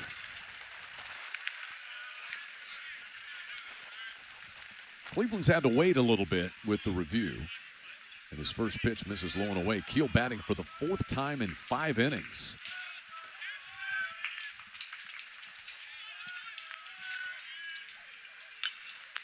And he slashes another one foul. Keel, you think back to that 4th inning when he beat out a potential double play at first base. And then he came in to score. Inning was extended, would have been the third out on the double play. But the inning was extended with his speed, and he came in to score. 1-2 the count. Just speaks to a guy that plays the game hard. He gets rewarded. Get hard 90s. You're running everything out, just trying to give everybody here a show. He does just that. Ends up getting paid off.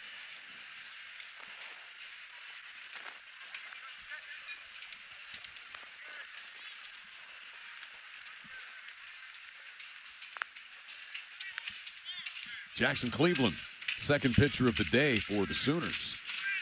He's about to throw his 34th pitch already.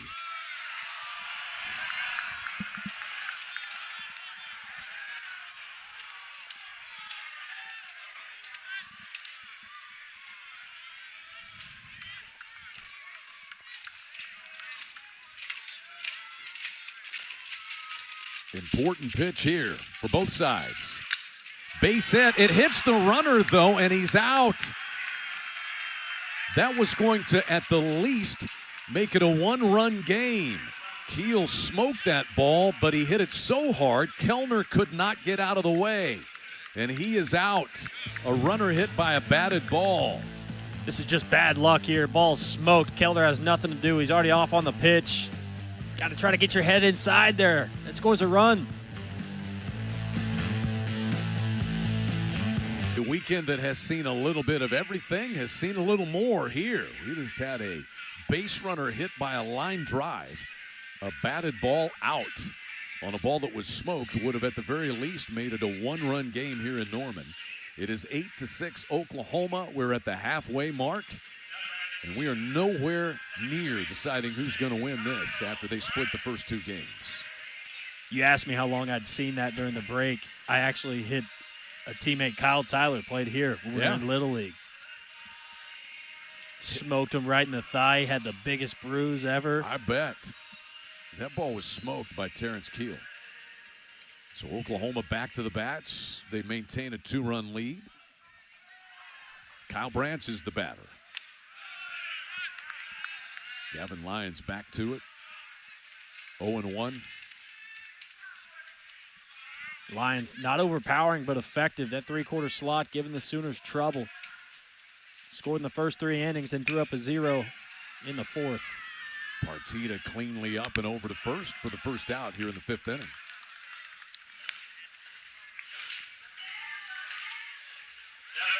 We talk about scoring, Chad. How do you score that? The batted ball? Yes. I scored an out. Just out. It's an out. You feel bad for, in particular, Keel, because he's got a base hit on the play, but he's out, or the runner is out, hit by the line drive. No, so like on your scorecard. Oh, yeah.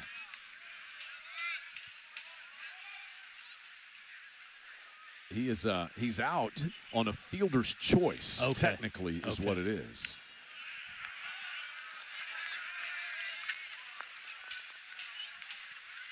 Here's Walk in a hole 0-2.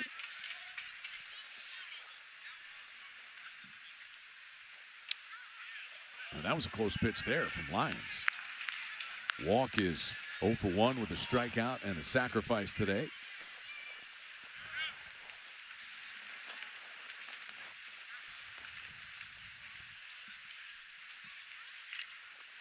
Keeps the at-bat alive.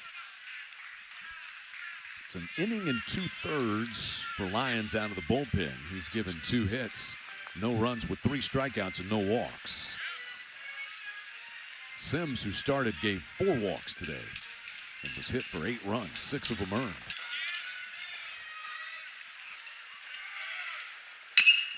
Pulled to the right side, a base hit for Jason Walk.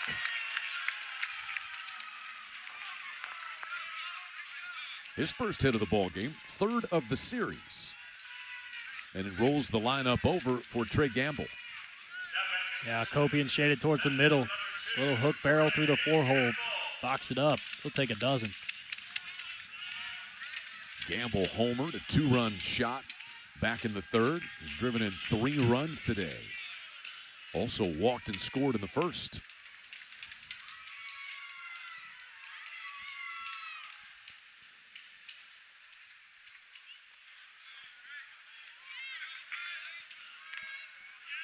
Trey Gamble with a 4-hit weekend, 2 doubles and a home run.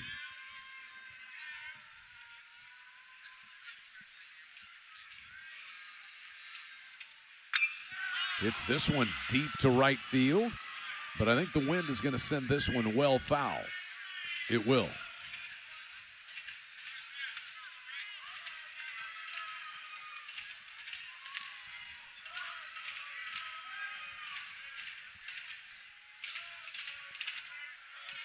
Home run on a normal day, Blake? Yeah, I think so. Maybe backed up a little bit. That ball started at the foul pole, so you'd had to get true backspin. No chance today. There goes Walk and a bunt. 1-2 the count. Walk will go back to first.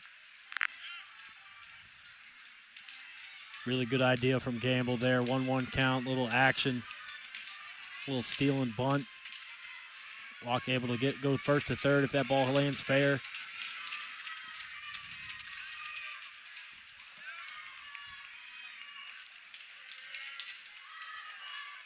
They shift over to the first base side. And now throw over to try to keep Walk a little closer.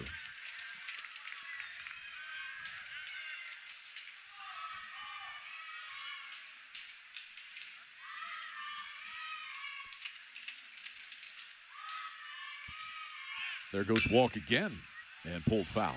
Aggies have this shift on. They pull the third baseman Partita over to the first base side and leave the shortstop Kellner in his spot.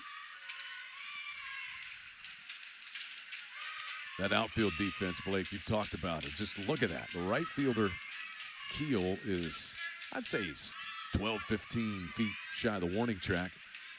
And then Sorrell is way in center. Almost on the skirt of the infield, man. Ball 2 to Gamble. He's shaded over to right field to help Keel out and right. Kind of leaves that left center gap open. We saw Camden Johnson take advantage of that earlier. Trey Gamble riding a .557 on-base percentage this year. Swings through that one. Changed him up. And Gamble is out on strikes. It's a good sequence by Lyons here. Goes the changeup. Spots it up. Right over the heart of the plate. Gamble timed up to the fastball, swings through that. That's 4 strikeouts for Lyons out of the bullpen today. And here's Camden Johnson, who's got a 3-hit day.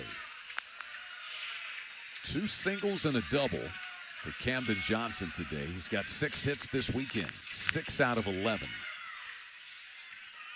Look for action early with Jason Walk at first base, trying to get to second base with 2 outs in the inning. Not on that pitch, a strike.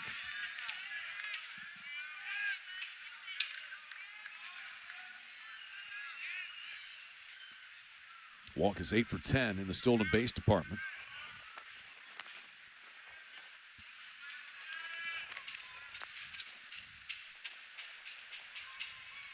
There he goes. 0-1 is outside. It's a good pitch to throw, but they won't get Walk.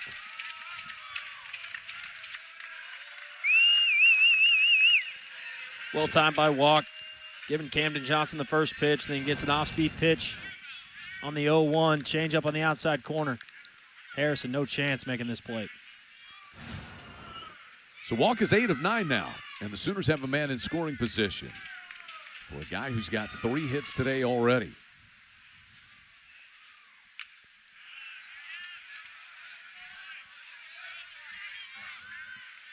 Just missed that one. 60 stolen bases on the year, 4th in Division I. It's what these guys do. They just try to push the envelope on the base pass, manufacture runs.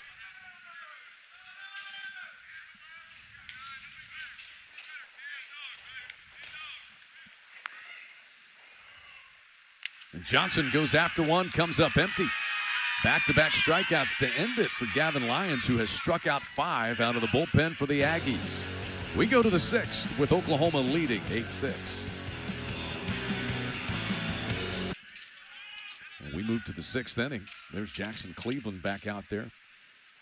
As we talked about, who will be that stabilizer out of the bullpen? Cleveland has given up a run since he came on, relieving Cord Rager. Got an update on the scoring from Terrence Keel a couple innings ago, striking that runner at first base, Boston Kellner. It goes as a hit to Keel and then a 4U. Fielder's choice. Fielder's choice. On the third out. So Keel's got his second hit of the game with that. The ball was blistered. 1-1 is the count here to Hakopian. Hakopian is 0 for 3. Was safe on an error, though, back in the fourth inning. Oklahoma has the shift on, and the bullpen getting hot again.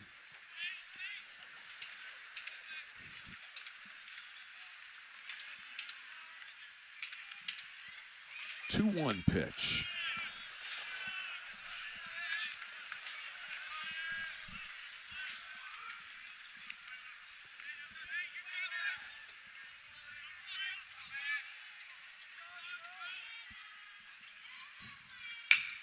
Pulled toward third, but foul.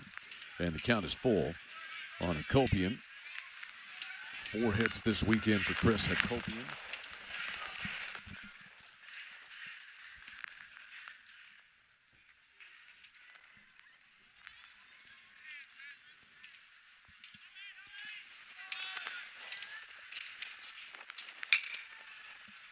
And another foul ball.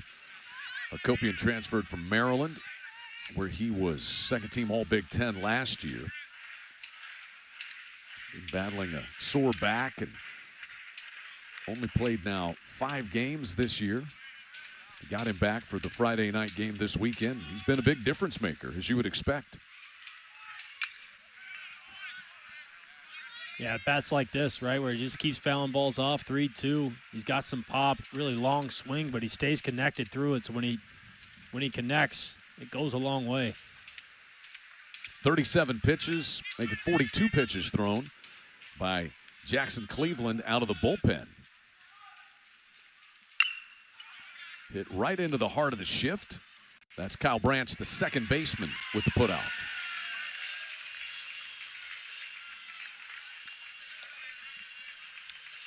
The shift works, it works. 2 strikes on Hakopian, pull side with 2 strikes. Good job by Kyle Branch, making a throw he's not normally used to from that shortstop position. We've had only 1, 2, 3 half inning all day in this game. It was the top of the first inning when Oklahoma's Cord Rager struck out the side. Other than that, at least one guy on base in every half inning. Oklahoma leads at 8-6. Caden Sorrell takes a strike. He has 2 hits and 2 runs driven in.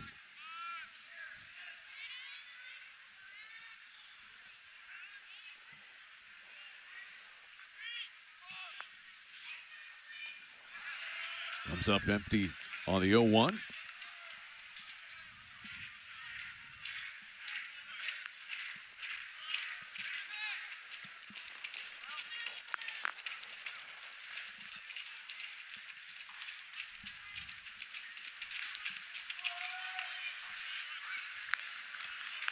Sorrell not chasing it there.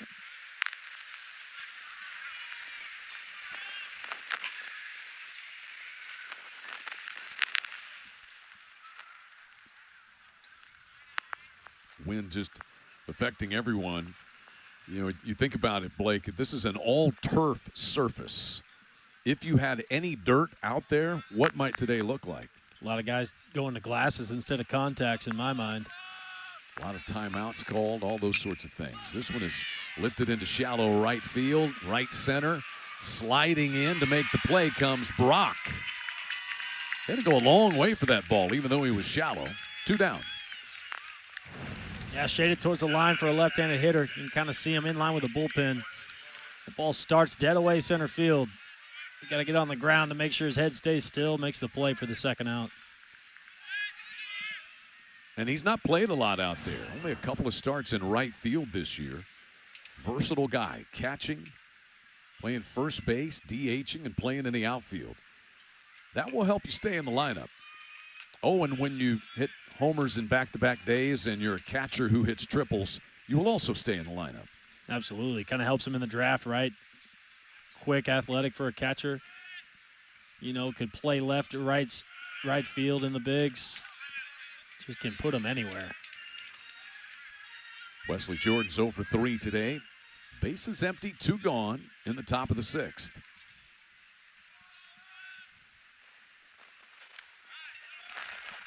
Cleveland back with a strike. Jackson Cleveland so far out of the bullpen for the Sooners. 2 2/3 innings. Run. Struck out 3. Walked no. Scattered 4 hits. 2-2 the count on the cleanup man, Wesley Jordan. Texas A&M in Norman for the first time since 2011. All-time series tied at 35 and 14-14 in Norman. So this is a tie-breaking game in multiple ways. Rubber game of the series. Somebody takes the advantage in the all-time series as well. It stays 2-2 on Wesley Jordan. Yeah, so happy to get these two back together playing again. So many good rivalries back in the Big 12 days. Just getting a new scenery around the SEC.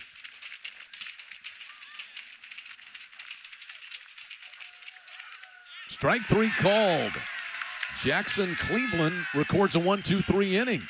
Only the second 1-2-3 inning for either side all day. 8-6 Oklahoma headed to the bottom of the 6th. Yeah, it's going to be a breaking ball down and away. Spots it up. Raises it.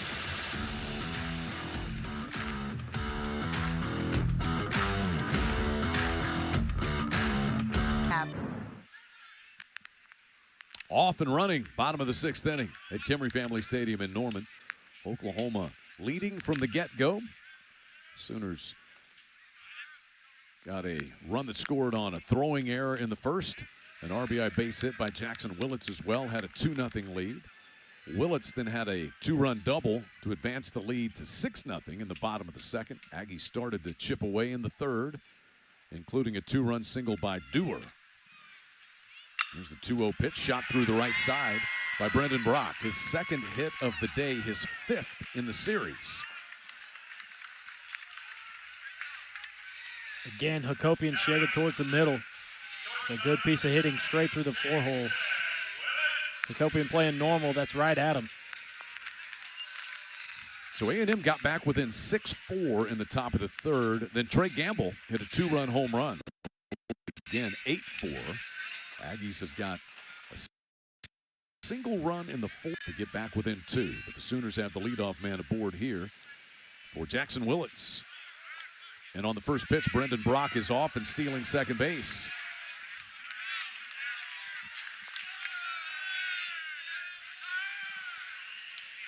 Man, when you've got catchers that can run like that, Brendan Brock's 11 of 12 on the stolen base category. Yeah, it's just a good jump, a high throw from Harrison behind the plate. It's what the Sooners do, just create havoc, cause chaos. Willits rifles one foul and out of play. That's 3 stolen bases for Oklahoma today. They've swiped 62 on the year.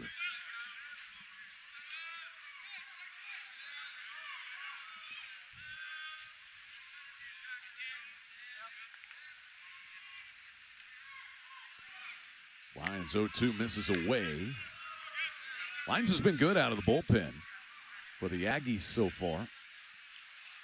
Shortest outing of the year for the starter Aiden Sims today. Lions has pitched 2 1/3. He's given 4 hits, and he's gotten strikeouts when he has needed them. 5 punch-outs. Yeah, he's doing a good job keeping the Sooner hitters off balance. Willits with a ground ball to the shortstop Kellner. Low throw, but it is dug out over there in the turf by Grahovac. And so Willits is retired. Down to third goes Brock. Situational hitting right there, Chad. Hitting behind the runner, advance him to third with less than 2 outs. Give your 4-hole a chance to drive in a run. 5-hole, excuse me. And that's what Chance will try to do. Infield is in. Aggies don't want to fall any further behind.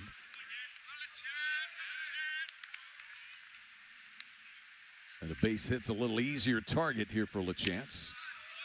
First pitch is low. LaChance is 0 for 2 today. Did walk back in the second. 2 for 11 on the weekend.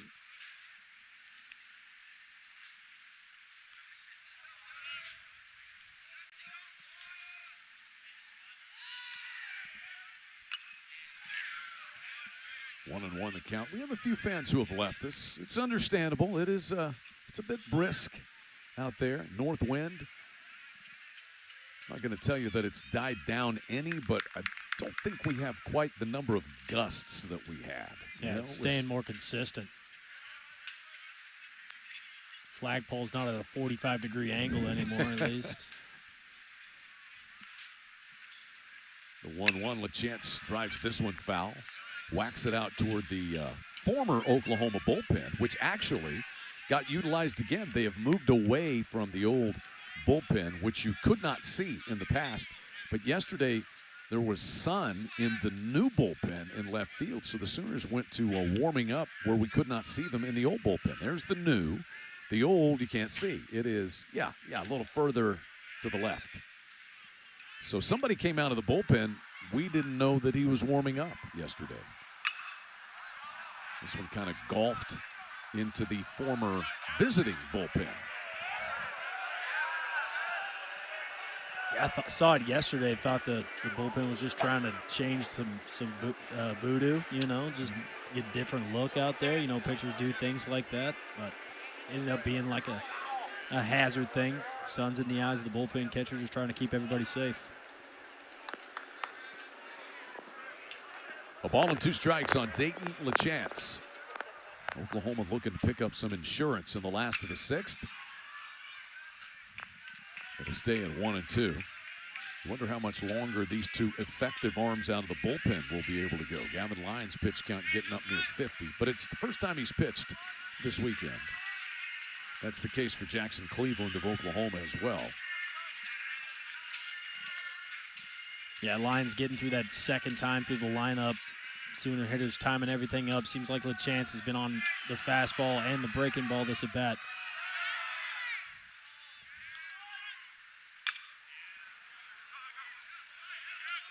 We'll do it all over again on the 1-2. That foul ball counts up to 50 now. Man, we're out of baseball. Somebody's going to have to run to Dick's Sporting Goods. Get the stamp on there real quick. Got an SEC stamp.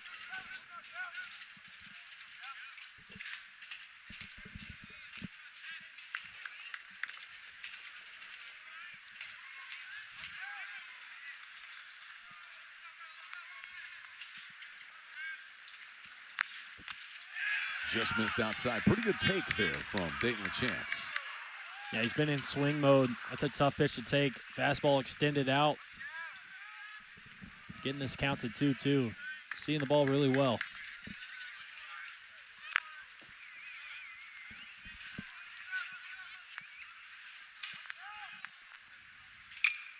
Lifts one to right, Keel. Back toward the corner. He'll make the catch, but Dayton LaChance does his job. Brendan Brock tags and scores, and Oklahoma gets an insurance run. Sooners lead at 9-6 now. 22 RBIs on the year now for LaChance. That's just a professional at bat right there. 10-plus pitches, fouling everything off, and then just kind of throws the hands at one to elevate it to right field. 9-6 Sooners, bottom of the 6th.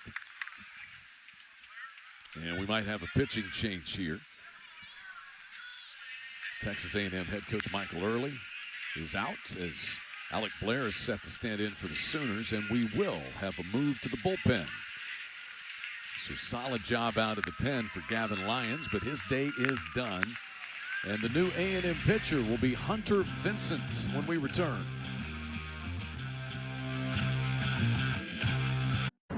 Oklahoma won 8-7 Friday, Texas A&M 9-5 Saturday, and the Sooners lead this rubber match. 9-6 our score. Bottom of the 6th inning. And the Aggies are going to the bullpen for the second time. We will see Hunter Vincent come in. Hunter Vincent also hopped into the game on Friday night. He went an inning and a third, and he was good. Didn't allow a hit, struck out 2, and didn't walk anybody. On the year, got a no decision, 0-0 record, 8.10 ERA, 3 1/3 innings pitched, 7 strikeouts to 1 walk. That's what the Aggies do great. They're in the zone. Just fill it up. Oklahoma's going to pinch hit here with Drew Dickerson, right-handed hitter against the lefty Hunter Vincent. Alec Blair, left-handed batter, had been in this spot. So the Aggies go lefty on the mound. The Sooners go righty at the plate.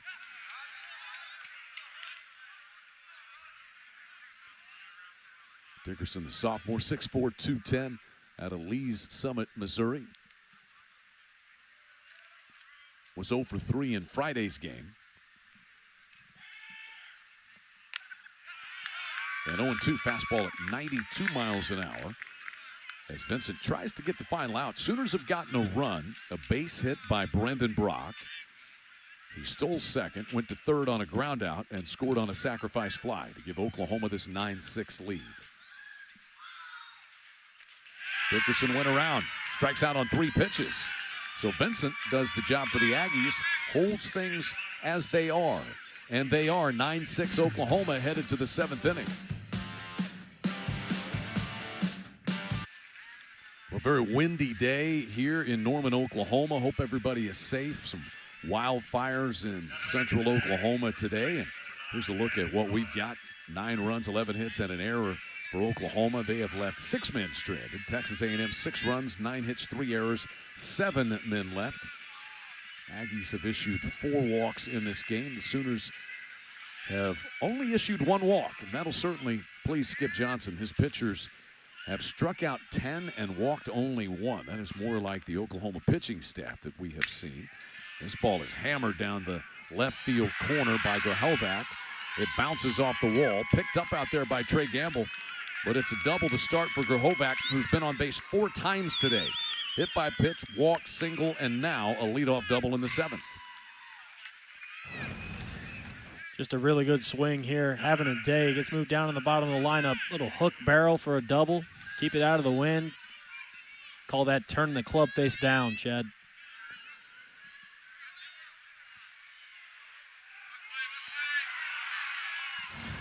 Grahovac with his 8th double. And that brings in Dewar.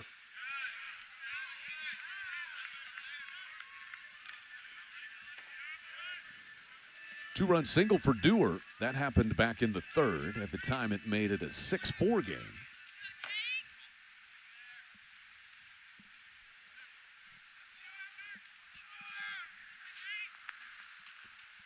Cleveland misses downstairs with that one. Jackson Cleveland, 3 innings so far in relief of the starter Cord Rager, who also went 3. Cleveland has given 2 runs, 1 earned, no walks, and 4 strikeouts.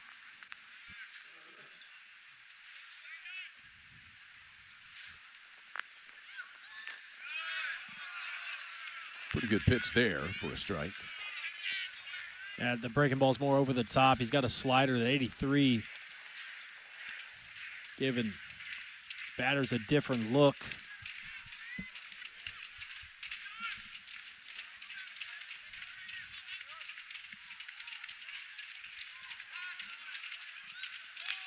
Just got a piece of that one.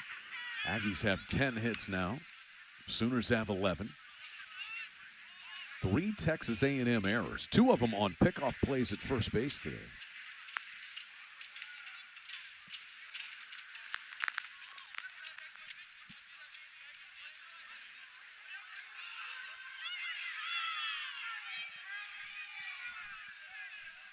Trying to figure out what this delay is about here, Blake. I think Early was chirping at the first base umpire. I want to say it's a pitch clock discussion. Count will stay 1-2 on Dewar.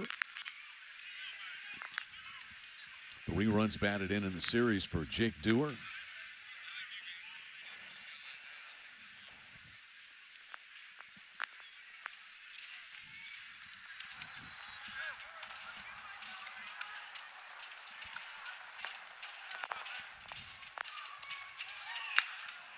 Lifted into straightaway center field. Walk has to come sliding in with the wind wreaking havoc with it.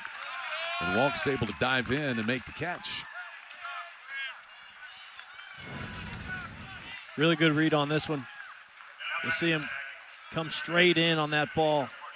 Times it up, keeps his head still, makes the play. First out of the inning, big one.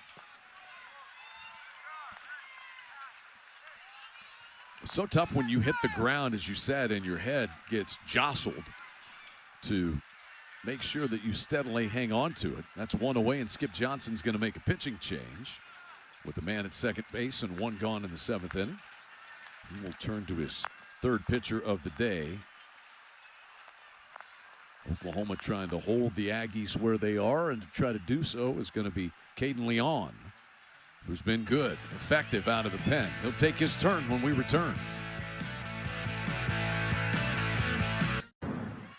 Third pitcher of the day is on for Oklahoma. It is right-hander Caden Leon, who comes out of Skip Johnson's bullpen. Cord Rager started. The freshman went 3 innings. Jackson Cleveland went 3 1/3. And now it is Caden Leon, a sophomore out of Austin, Texas, who's been good. He came in from McLennan Community College after last season. Has yet to give a run up on the year, 1-0 record. Saw him Friday night, 2/3 of an inning, gave up a hit, a walk, a strikeout. Clean. That has been it. Caden Leon. Skip Johnson's been real pleased his ability to throw 3 pitches for strikes. And with Gavin Grohovac out at second base and one away, here's Nico Partita, the third baseman.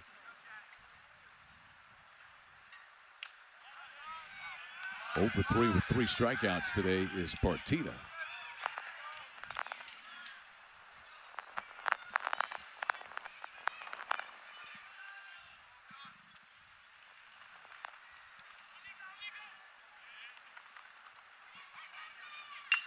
Bouncing ball to the second baseman, Branch. 2 down. Down to third is going to go Grohovac.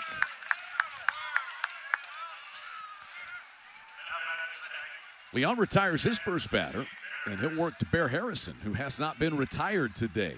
Doubled in the third and has been hit by pitch twice. Run scored for Bear Harrison today. Oklahoma leading 9-6. It's another big at-bat for the Aggies right here. Get a 2-out knock to cut the lead to 2. That one squirts away from the catcher, LaChance. Coming home and sliding in safely with it is Grohovac. And it's a 9-7 game. Aggies get it the easy way. LaChance a little lackadaisical behind the plate. Try to gloves that fastball that's kind of spiked. Plenty of time for Grohovac to get in there. Jars that ball loose either way. So a 2-run game once again. Bases are clear with the 1-0 count. So Grohovac's been on base 4 times and scored twice now. Leon deals a strike, unfazed.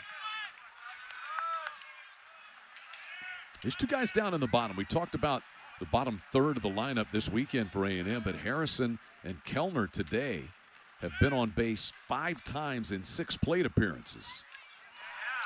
Harrison swings through that one.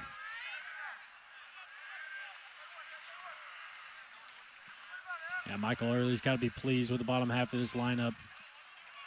Keeping it rolled over. Keeping his team in this game on the rubber match. He checked his swing. Yes, he did. They appeal down to first base, and Jordan Farrell says no swing, so the count rolls to 2-2 on Bear Harrison.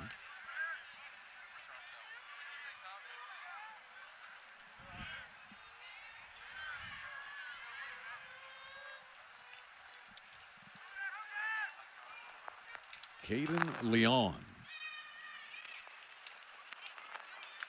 Threw it past him. Strike 3. Leon comes on and gets 2 outs, but the Aggies get another run. Texas A&M back within 2 as we hit the 7th inning stretch in the rubber game at Kimry Family Stadium. Fans up and enjoying a t-shirt toss at the 7th inning stretch. Welcome back into Kimry Family Stadium in Norman. There they go. Hey, I'm wide open. Hit me. John Mateer out here throwing the go route. John Mateer was actually over at Pro Day the other day, throwing to some of his now former teammates. Set for spring football on both these campuses. Oklahoma bringing back the spring game this year. Alongside former Sooner Blake Brewster, I'm Chad McKee. Pinch hitter looks like coming to the plate here. Gerardo Prado for the Sooners. He bats for Dayton Taki, who had walked twice and scored twice.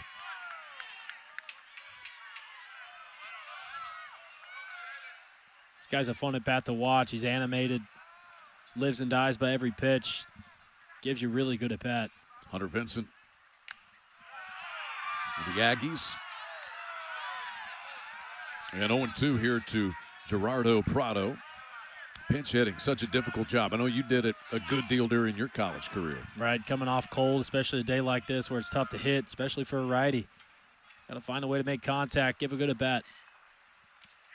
Comes up empty, though, on 3 pitches. So Vincent's come in and struck out the first 2 batters that he has faced. Yeah, fastball to start, and then go to spike curveball.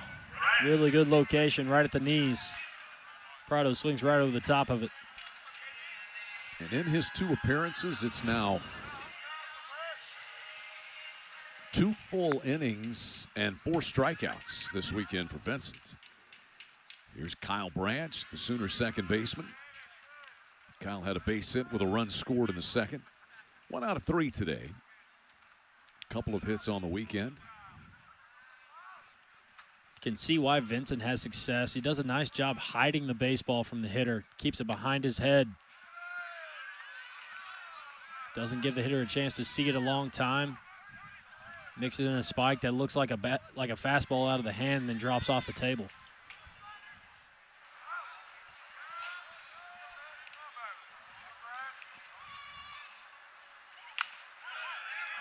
There's a fastball for a strike, and it's 2-1 on Kyle Branch. Texas A&M chips away as the Sooners pull away. They get the lead back out to 3 or 4. Aggies get a run. Just kind of been back and forth, but Oklahoma has led from the get-go. Sooners got a couple of runs. Willits delivered an RBI single in the first. Went up 4-0 on an RBI single by Cam Johnson. Then Willits a 2-run single. It was 6-0 Oklahoma. Aggies chipped away. They got a pair in the top of the third. Dewar with a 2-run single to make it 6-4 then.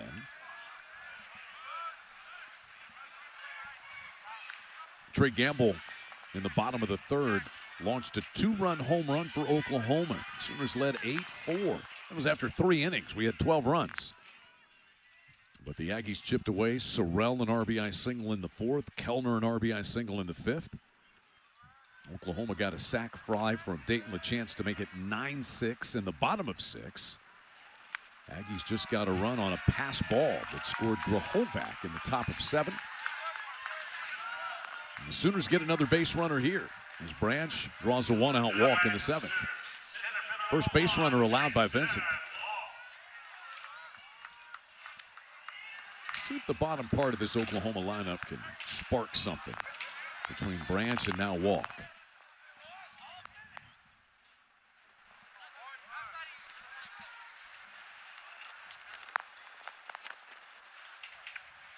Walk bunting.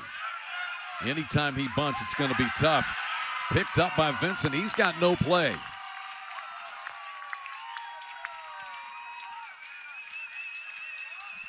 Gotta like this from Jaywalk, man. Using his speed to put pressure on the defense. Not as good as the one yesterday, but it puts it down, making Vincent make the play. Always love getting a lefty to kind of fall off the mound and have to come and make that play at first base. Second straight day that Jason Walk has had a bunt base hit. And Oklahoma now has had a hit in every inning today, at least one. And Trey Gamble bats for the 5th time. He homered in the 3rd. Drove in a run in the 2nd, walked and scored in the 1st. He's been right in the middle of this offense, up in the leadoff spot.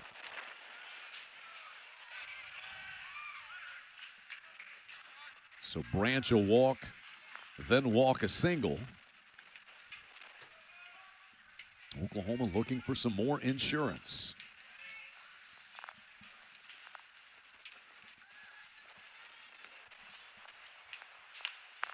One and one now to Trey Gamble.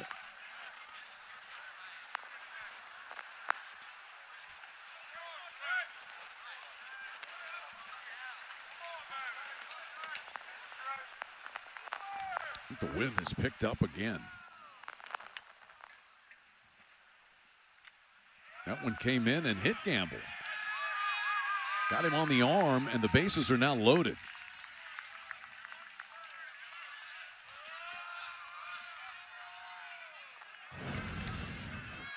See where it gets him on here. I think it just clips his shirt.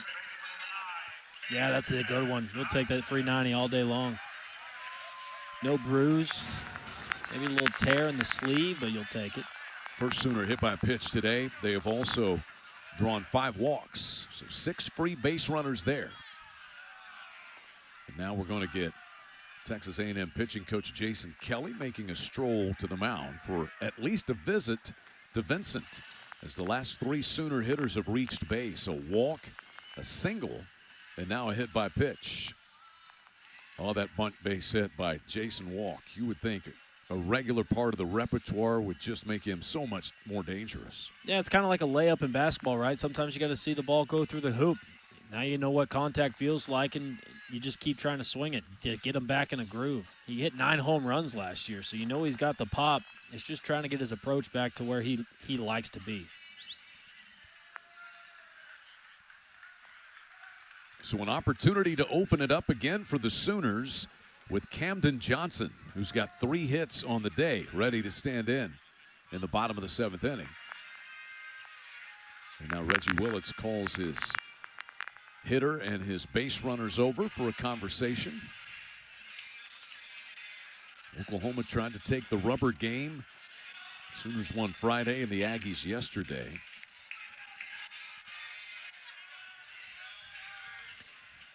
Got bases loaded here. Guy that handles the bat. Maybe look for a safety squeeze. Interesting. Runner on third base just trying to see ball angle down in the ground, then take off. Kind of can go anywhere with 1 out. Only one other game is going in the SEC right now. LSU trying to salvage a game at Vanderbilt this weekend. They've lost the first 2, and 6-2 LSU in the 5th. Everything else is a final. There you see the survey of things. Oklahoma with the bases loaded and 1 down, and a hit by pitch is going to score a run. Camden Johnson gets hit in the back-to-back hit batsman to go along with a single and a walk, and Oklahoma's lead is extended to 10-7. Cal Branch had the walk to start this uprising.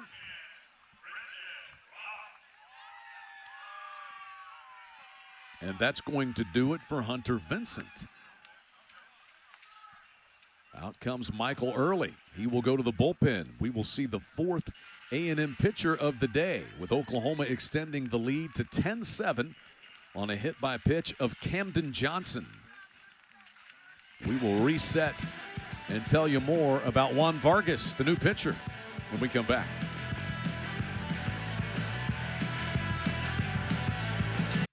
Second appearance of the weekend for Juan Vargas. He came on in the game on Friday night, gave up a couple of hits, 3 runs. And here he is for the second time this weekend. 1-0 record, good ERA of 2.61. And this is his 7th appearance. Yeah, he was the guy that the Sooners went back-to-back on, started the controversy Friday night. Comes in a bases-loaded 1-out situation here, see if he can get out of it.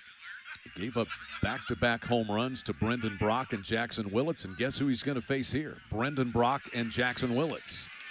Bases loaded, only 1 down. Oklahoma with a run on a bases-loaded hit by pitch.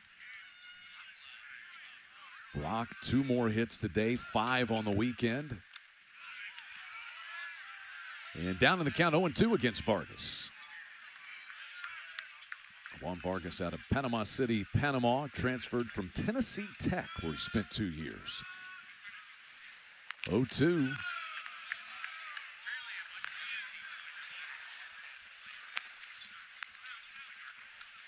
Three sliders in a row, looked him to go back to it.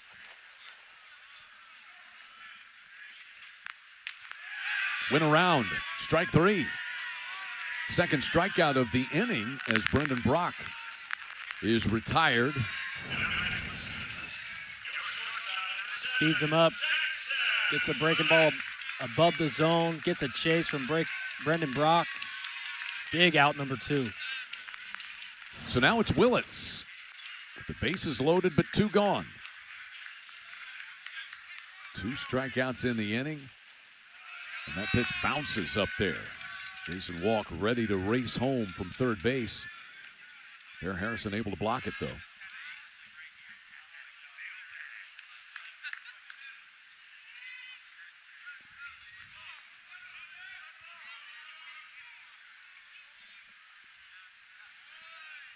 The 1-0 to the Sooners shortstop. And 2 balls, no strikes.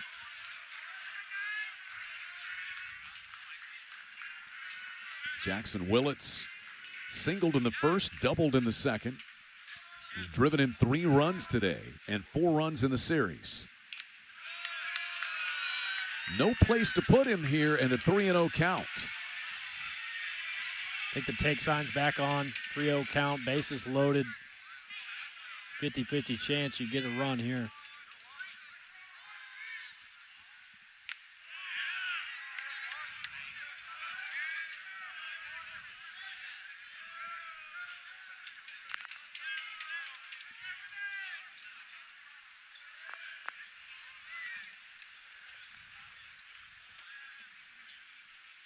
And there's ball 4. Oklahoma gets another. It's 11-7. Willits draws the bases loaded walk. Jason Walk, who singled earlier in the inning, scores the second run here in the 7th.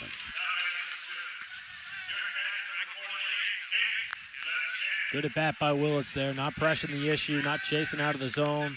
Gets the 3-0, takes the fastball down the middle. The Oklahoma lead back to 4 at 11-7. Willits has driven in 4 runs today. It's now Gamble at third, Johnson at second, and Willits at first. And there's Dayton LaChance. LaChance drove in a run with a sacrifice fly in the 6th inning. He's walked, lined out, and grounded out also. 22 runs driven in. And 2-0 the count on LaChance. He's the 8th batter in the 7th for the Sooners.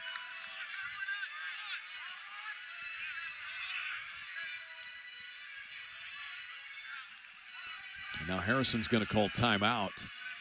Try to help Vargas get back into the strike zone.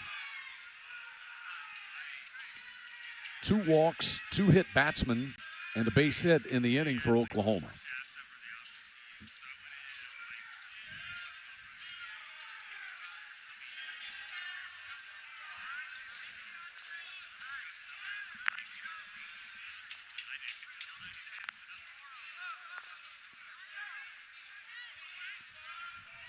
An 11-7 ball game. We've had 18 runs and 22 hits so far today. And LaChance whacks this one foul. Towering foul ball out of play. You see that once in a bat from LaChance. Gets his swing off. Does it in a good time. Gets an advantage count. Oklahoma 3 for 11 today with runners in scoring position. But they've been good with 2 outs, 6 for 12. And there's ball 3.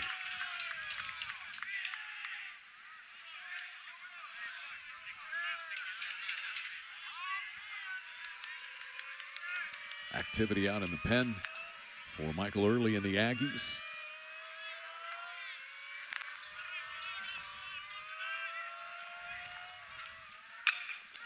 Pulled to third, backhanded by Partita. He'll take it to the bag for the final out. Insurance, though, for Oklahoma. 2 runs on a hit. They leave the bases loaded and take an 11-7 lead with them to the 8th inning. 7 Oklahoma as we go to the top of the 8th inning. The Sooners trying to win the rubber game of this series. They continue to get separating types of innings like the 2 runs they got there in the bottom of the 7th inning. And back out to the mound will go Caden Leon He'll face 9-1-2 in the Texas A&M lineup.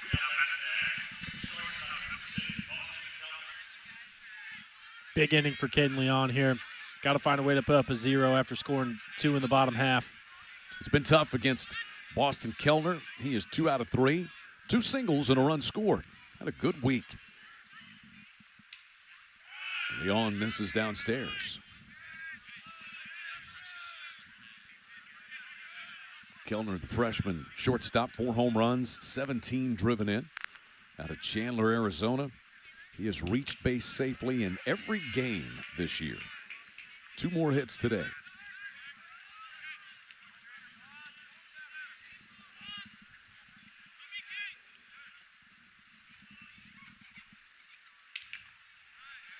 That'll take it to 1-2. Caden Leon came in and got Partita and Harrison to close out the 7th. So begins his first full inning of work.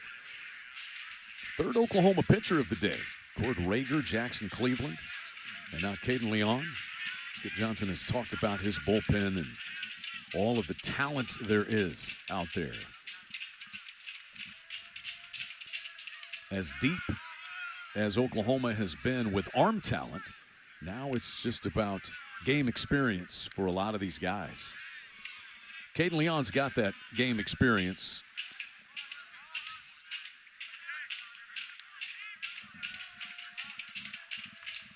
Two balls and 2 strikes here to Kellner.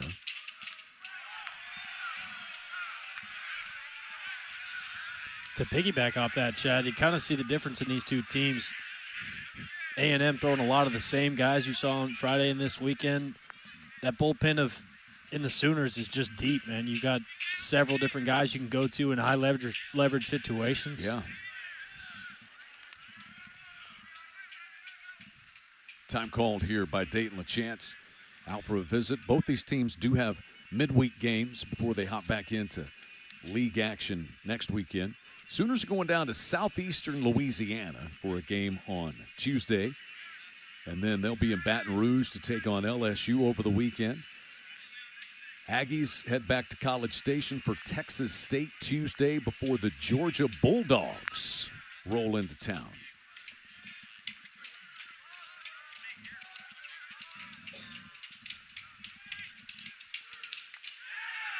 And there's a leadoff walk to the number 9 hitter.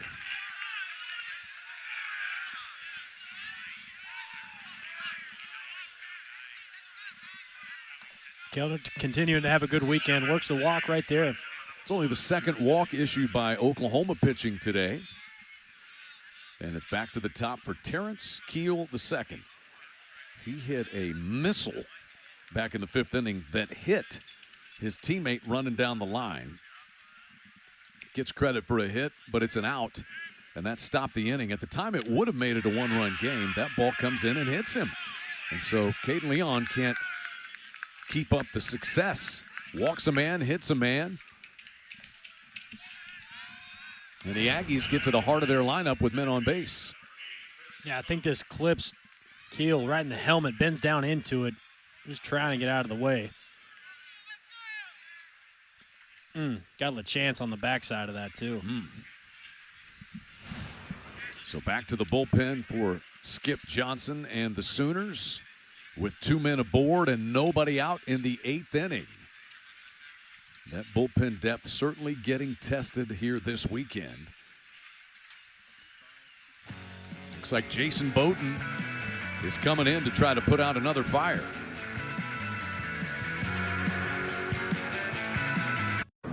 Two men on and nobody out for Texas A&M. Oklahoma trying to protect an 11-7 lead, and they will go to Texas A&M transfer Jason Bowden, who came in and was excellent in the game on Friday night in helping the Sooners preserve that win. Yeah, 2 1/3 inning pitch on Friday. No hits, no runs, just 1 walk to 4 strikeouts. Was electric. Fastball's up to 95, 96. Wipeout slider. But he will have to deal with the heart of the lineup. The number 2 batter, Chris Hakopian, is here. Kellner is the runner at 2nd. Keel is at 1st. And Bowden deals a strike. As you said, fastball is in the mid-90s. That one was 94. Bowden spent 2024 at Texas A&M. This one pulled to short. Only play will be right there to second base to get Keel on the force play. So Hakopian is safe on the fielder's choice at first base, and down to third goes Kellner. Good decision by Willis there. Hakopian, pretty good runner getting down the line. Takes the easy throw to second base for the out. There's Caden Sorrell. 2 out of 4 today with 2 runs driven in is Sorrell. Aggies leader in home runs and runs driven in. 9 homers, 32 knocked in now. And a strike from Bowden at the knees.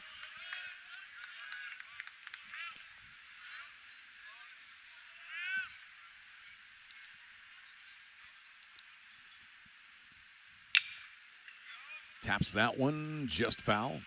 Thought that thing might roll back fair, but it is 0-2.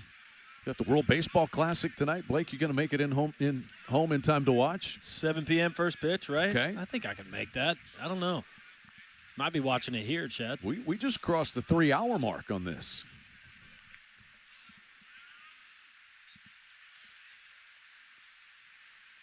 Get the big leagues firing up here in a couple of weeks.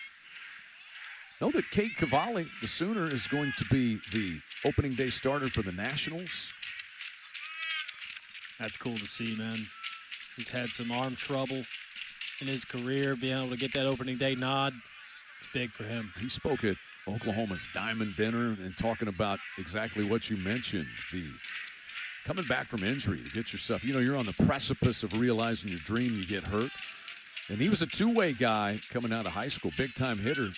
But that pitching thing has certainly worked out for him. Really did. He hit a little bit here as well. Had some home runs, really good bat, long levers. But, man, if you can throw every 5th day, I'd take it in a heartbeat.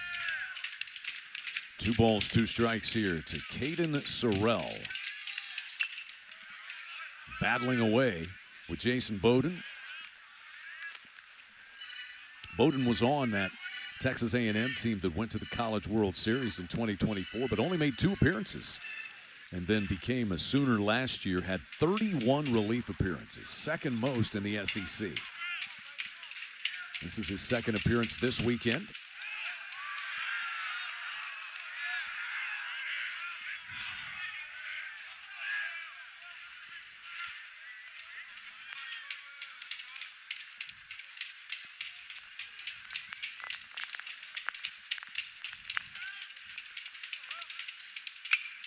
Ripped down the right field line, but that's going to spin foul and out of here. It'll stay 3-2 on Sorrell. Sorrell homered yesterday, 2 more hits today. Just doesn't go down quietly. Gives you a really tough at bat, hard to get out. Calm approach to the plate, stays through the middle. Jason Bowden, the winning pitcher here Friday night. Got a chance to shut this game down, but we're only in the 8th. He's got to get some outs. It's like the lefty Gavin Jones warming up in the bullpen.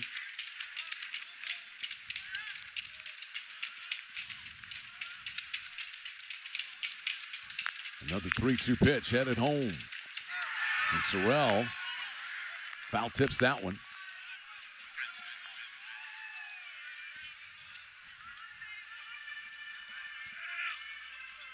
Kellner was coming home, trying to convince him that that was a swing and a miss and a drop strike. Trading out for a run? Absolutely.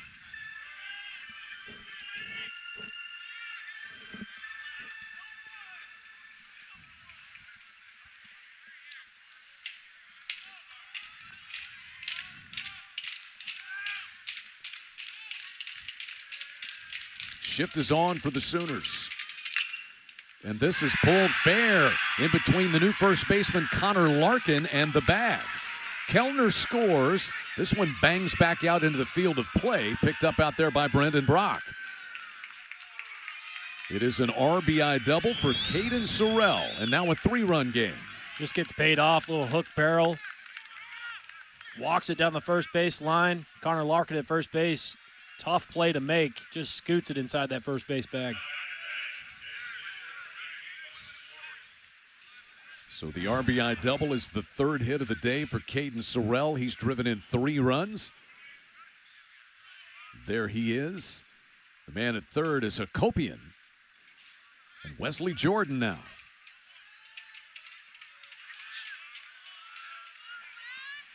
It's double number 3 for Sorrell this year. Jordan chased that one. Slider moving away from him.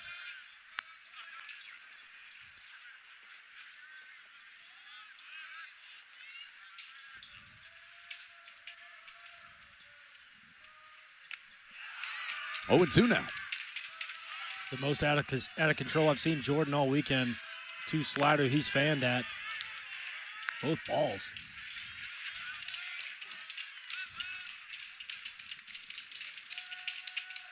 And the 0-2 misses low and in from Bowden.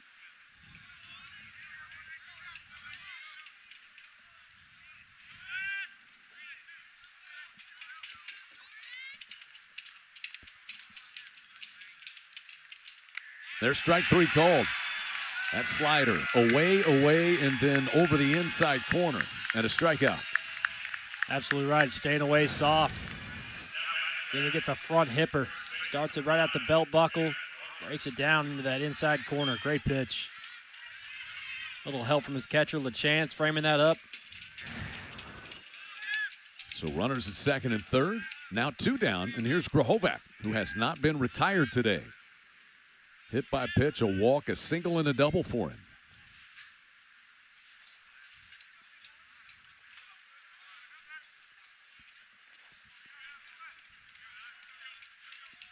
He's the potential tying run at the plate. And this one pulled toward third and foul.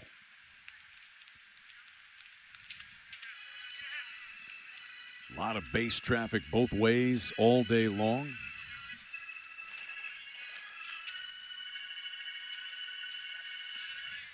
Had 1, 2, 3 half innings.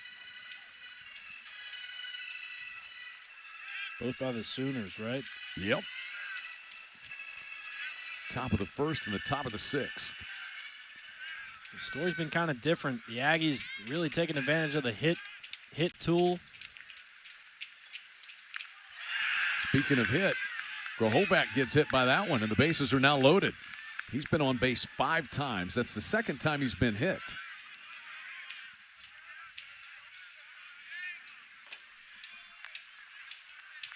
And so Jake Dewar will be the batter. Potential tying run is aboard. Dewar 1 out of 4 today with a single, 2 runs driven in, and 2 strikeouts.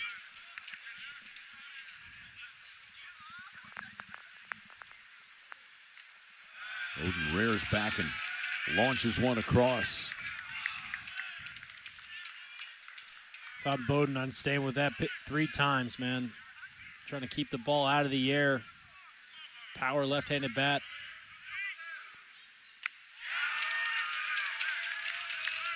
Ran that one in.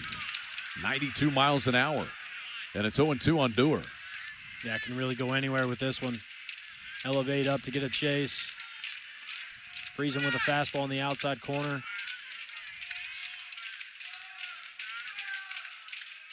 0-2. Bowden thought he had strike 3. Got to be down. That looked like in the center of the heart.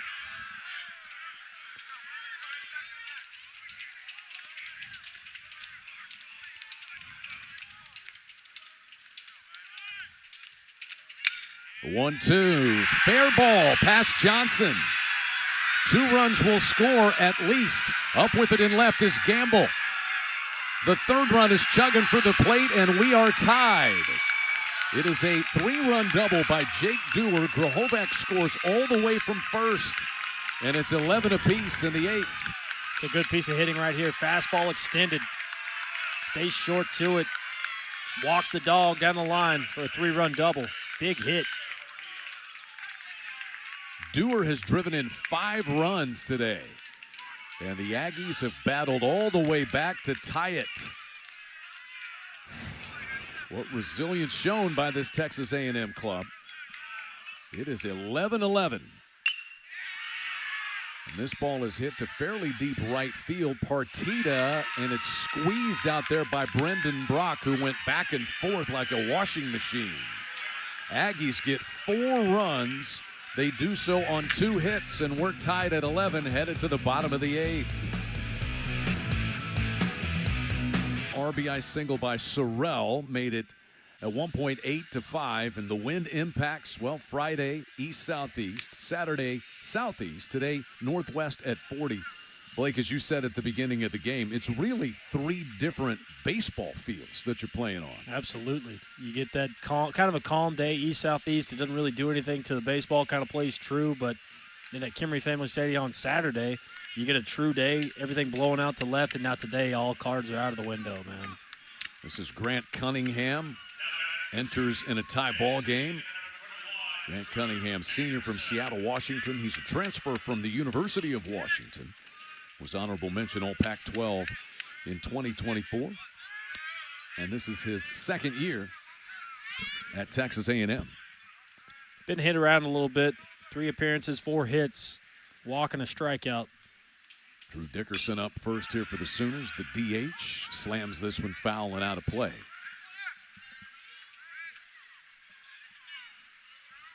Each team with 11 runs on 12 hits.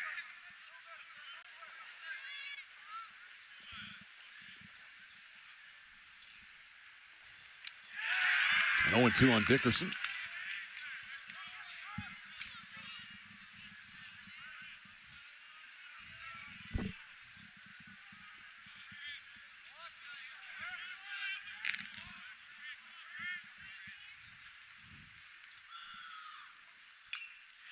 Keeps the at-bat alive. 4-run top of the 8th inning, including a 3-run double. Jake Dewar delivering the tying blow for the Aggies to make it 11 apiece.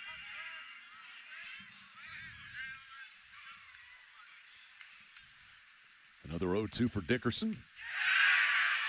Did not go around, says the first base umpire, Jordan Farrell.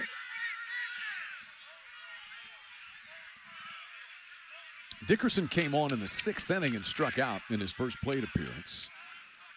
Batting for Alec Blair at the time.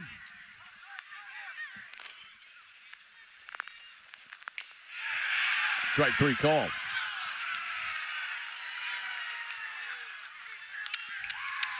It's a good breaking ball by Cunningham. Featured in that at bat. Kind of started off, safe off. Just throw the fastball when you can. Let's take a look at this shape. Kind of sharp. Slider on the black. Connor Larkin will bat for the first time today. He has come on to play first base. The Sooners pinch hit for Dayton Taki with Gerardo Prado the last time through the lineup. And now Larkin comes in to play first base, and he'll get his first plate appearance. Aggies shift around toward the first base side again. Connor Larkin 2 for 10 at the plate this season with a run driven in. Both of his hits have been doubles.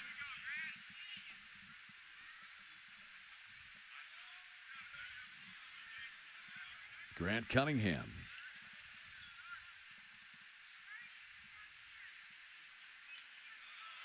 Skips down beneath the glove of Bear Harrison. First appearance of the weekend for Cunningham. Same for Larkin. Late inning situations in a tie ball game.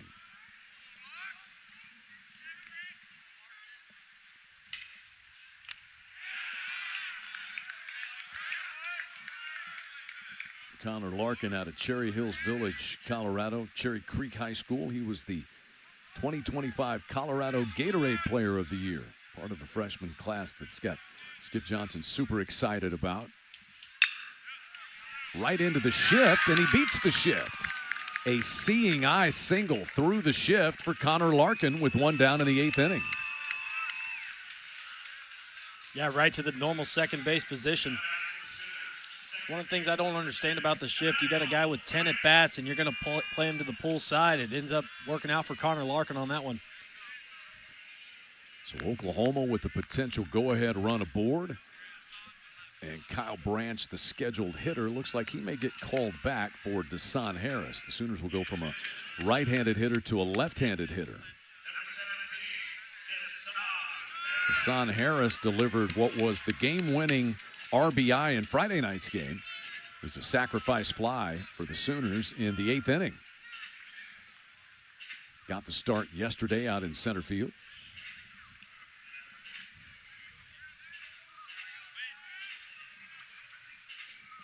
Oh for 2 this weekend at the plate, but you see a nice .320 batting average. He has come through in situations for the Sooners when called upon. He'll bat for Branch.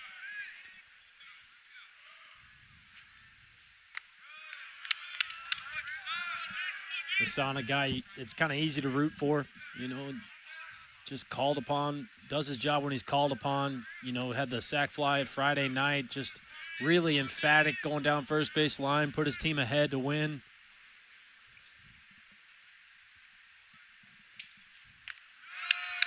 Two and 0 the count. There is activity still in the A&M bullpen. None in the Oklahoma pen right now, although there are kind of two pens out there for Oklahoma these days. The new one and the old one. Got to keep on your toes up here, Chad. 3 balls and no strikes.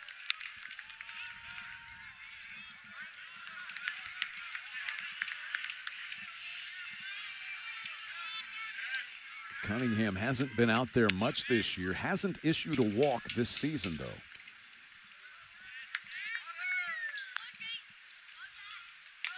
There's ball 4, though. And Oklahoma has the lead run in scoring position with 1 down. Desan Harris coming through again. Works a 4-pitch walk. Gets first and second to roll the lineup over. Jason Walk's got 2 hits today, including a bunt base hit.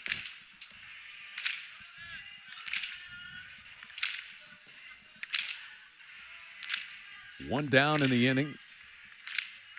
How good a play is a bunt here with 1 out? I was with just his thinking speed? about that. Yeah, if he can put one in like he did Friday night, or even the last one he did towards the pitcher, he's got a chance.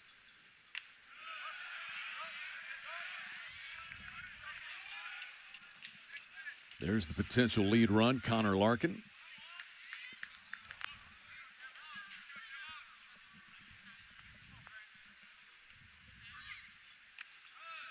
One and one on Walk. He had that single through the 4-hole back in the 4th inning. Reggie Willits may let him swing the bat, try to shoot that gap once again.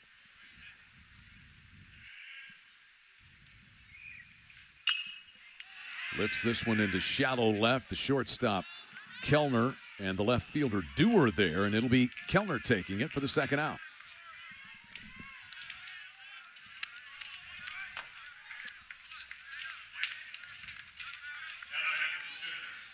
So here's Trey Gamble, again the lead run in scoring position. Gamble has had himself a day, including a home run in the 3rd. He's walked, been hit by a pitch, driven in 3 and scored 2. No shift here for Gamble.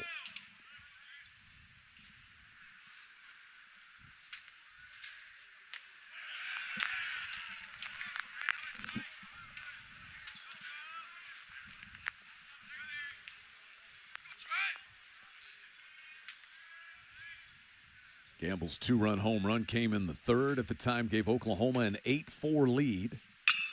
Pulls this one, diving is the first baseman, Grohovac. He can't come up with it, and the bases will be loaded. And that'll be an infield hit for Gamble. Grohovac saves a run on this play. This ball is smoked right at him. Good job keeping it on the infield, saving a run. Keeping Larkin at third base. Larkin rounded, thought about it, but good job by Hakopian to come over and pick it up. And here is Camden Johnson. 3 hits today. He's 3 out of 4. Last time up got hit by pitch, and that drove in a run. Bases full, 2 gone.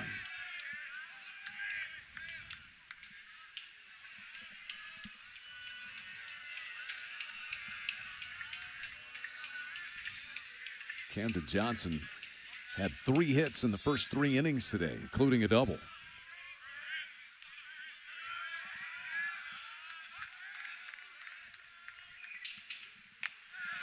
Way outside that time from Cunningham.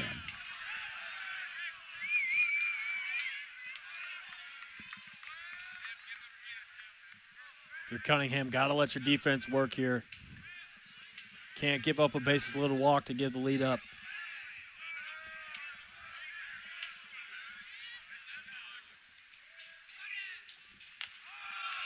Two and 0.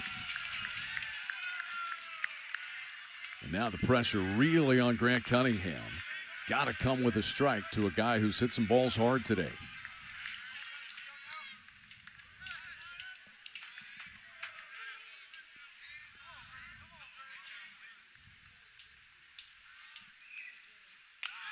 Ball 3. Or you don't have to throw a strike.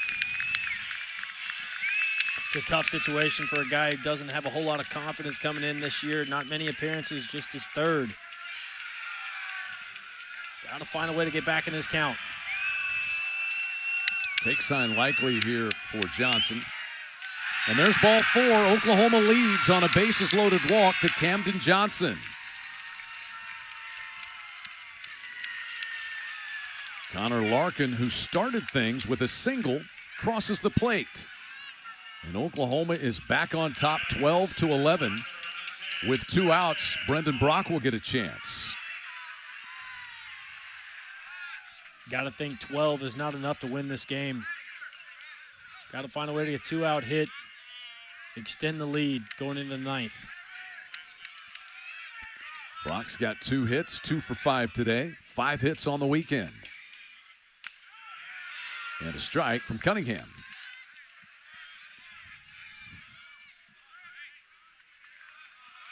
Aggies have walked 8 and hit 2.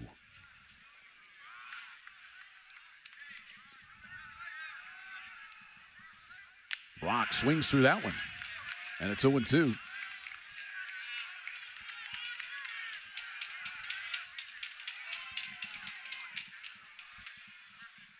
Time called, and I think Skip Johnson's going to call Brendan Brock over here for a second. Reggie Willits comes out to visit with Brock, kind of wearing a smile on his face.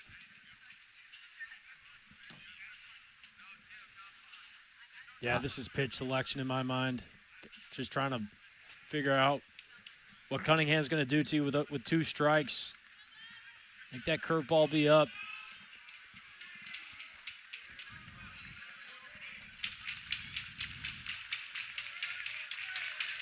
Two hits, 2 walks, and a run across for Oklahoma in the bottom of the 8th inning to retake the lead. And an 0-2 pitch headed home to Brendan Brock. Pulled to third. Partita cleanly up with it. Low throw hung onto by Grahovac, and the inning is over. But the Sooners lead. Aggies will have 8, 9, and 1 in their lineup in the top of the 9th when we come back. 7 lead. 1-run game. Jason Bowden back out, facing his former team, Texas A&M. Bowden got the win on Friday night. Trying to get a win here on this Sunday afternoon and give Oklahoma the series win. Bear Harrison has been on base 3 times today. And a foul ball.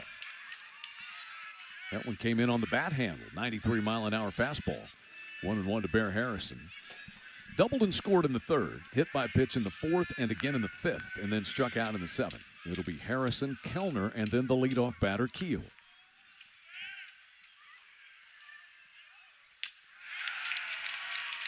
One and 2 now to Bear Harrison. That's a good slider at 83. Coming on the hands at 92. Next pitch, here you go. There's the Frisbee. Bowden went 2 1/3 innings on Friday night to get the win. Aggies have tied it up, so Bowden would be the Oklahoma pitcher of record to get another win if he could finish this one off. 2 balls, 2 strikes to Bear Harrison.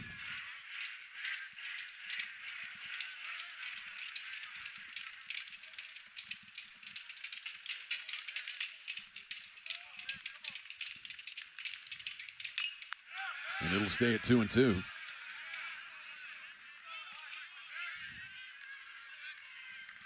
Bowden is the fourth pitcher utilized by the Sooners today. Cord Rager, the starter, went 3 innings.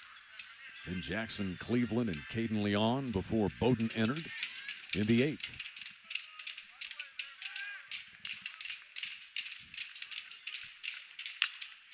To the shortstop, Willits. Charges in. 1 down.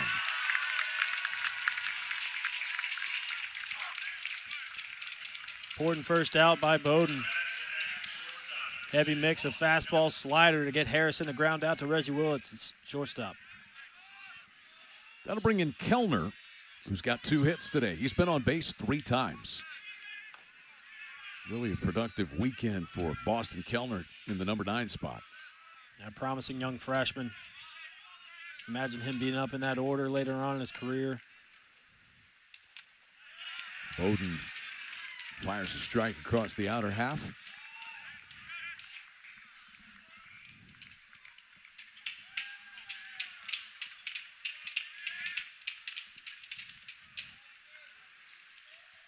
And the 0-1 pulled to third. Cleanly handled down there by Camden Johnson. 2 down. Aggies down to their final out, but they will roll the lineup back to the top for Terrence Keel. We would give you a scoring recap, but that would take about 30 minutes. Oklahoma has held a couple of 4 runs, a 6-run lead and 2 4-run leads today. A&M rallied to tie it at 11 apiece. But Oklahoma trying to win the series. Jason Bowden facing Terrence Keel. And there's a strike across. Yeah, anytime you score 11 or 12 runs, you kind of expect to win the game. Been kind of a weird weekend like that. The 0-1 is over but low.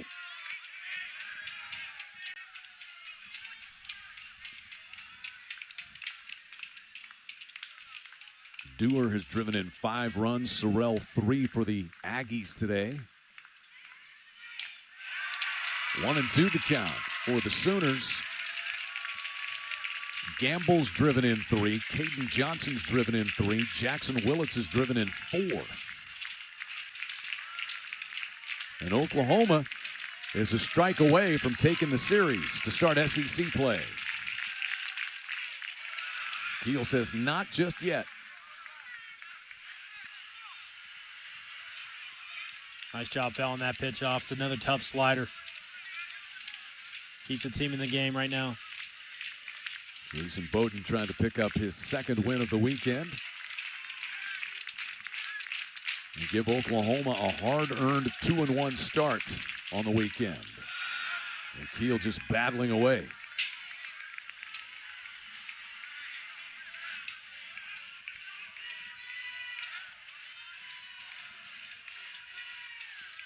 Keel had an RBI single in the top of the 3rd. Lined one off of his teammate in the 5th.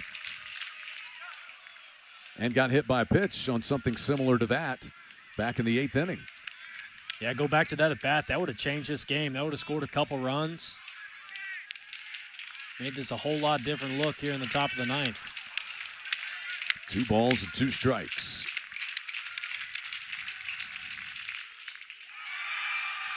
Check swing.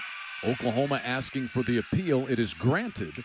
And the first base ump, Jordan Farrell, says no swing. We got a full count with 2 down. See how if it goes. Nah, good hold up. Didn't like the quick pitch from Bowden.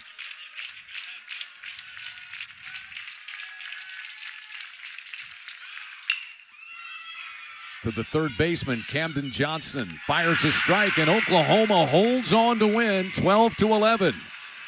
The Sooners get a run on a bases-loaded walk to Camden Johnson in the bottom of the 8th inning, and Oklahoma wins the series 2-1, their first series win against A&M since 2010.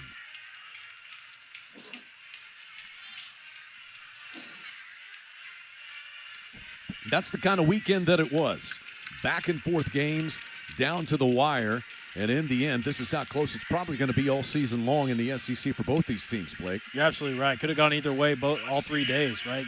Battling hard-fought games, guys that could just extend games, people scoring runs when they need to.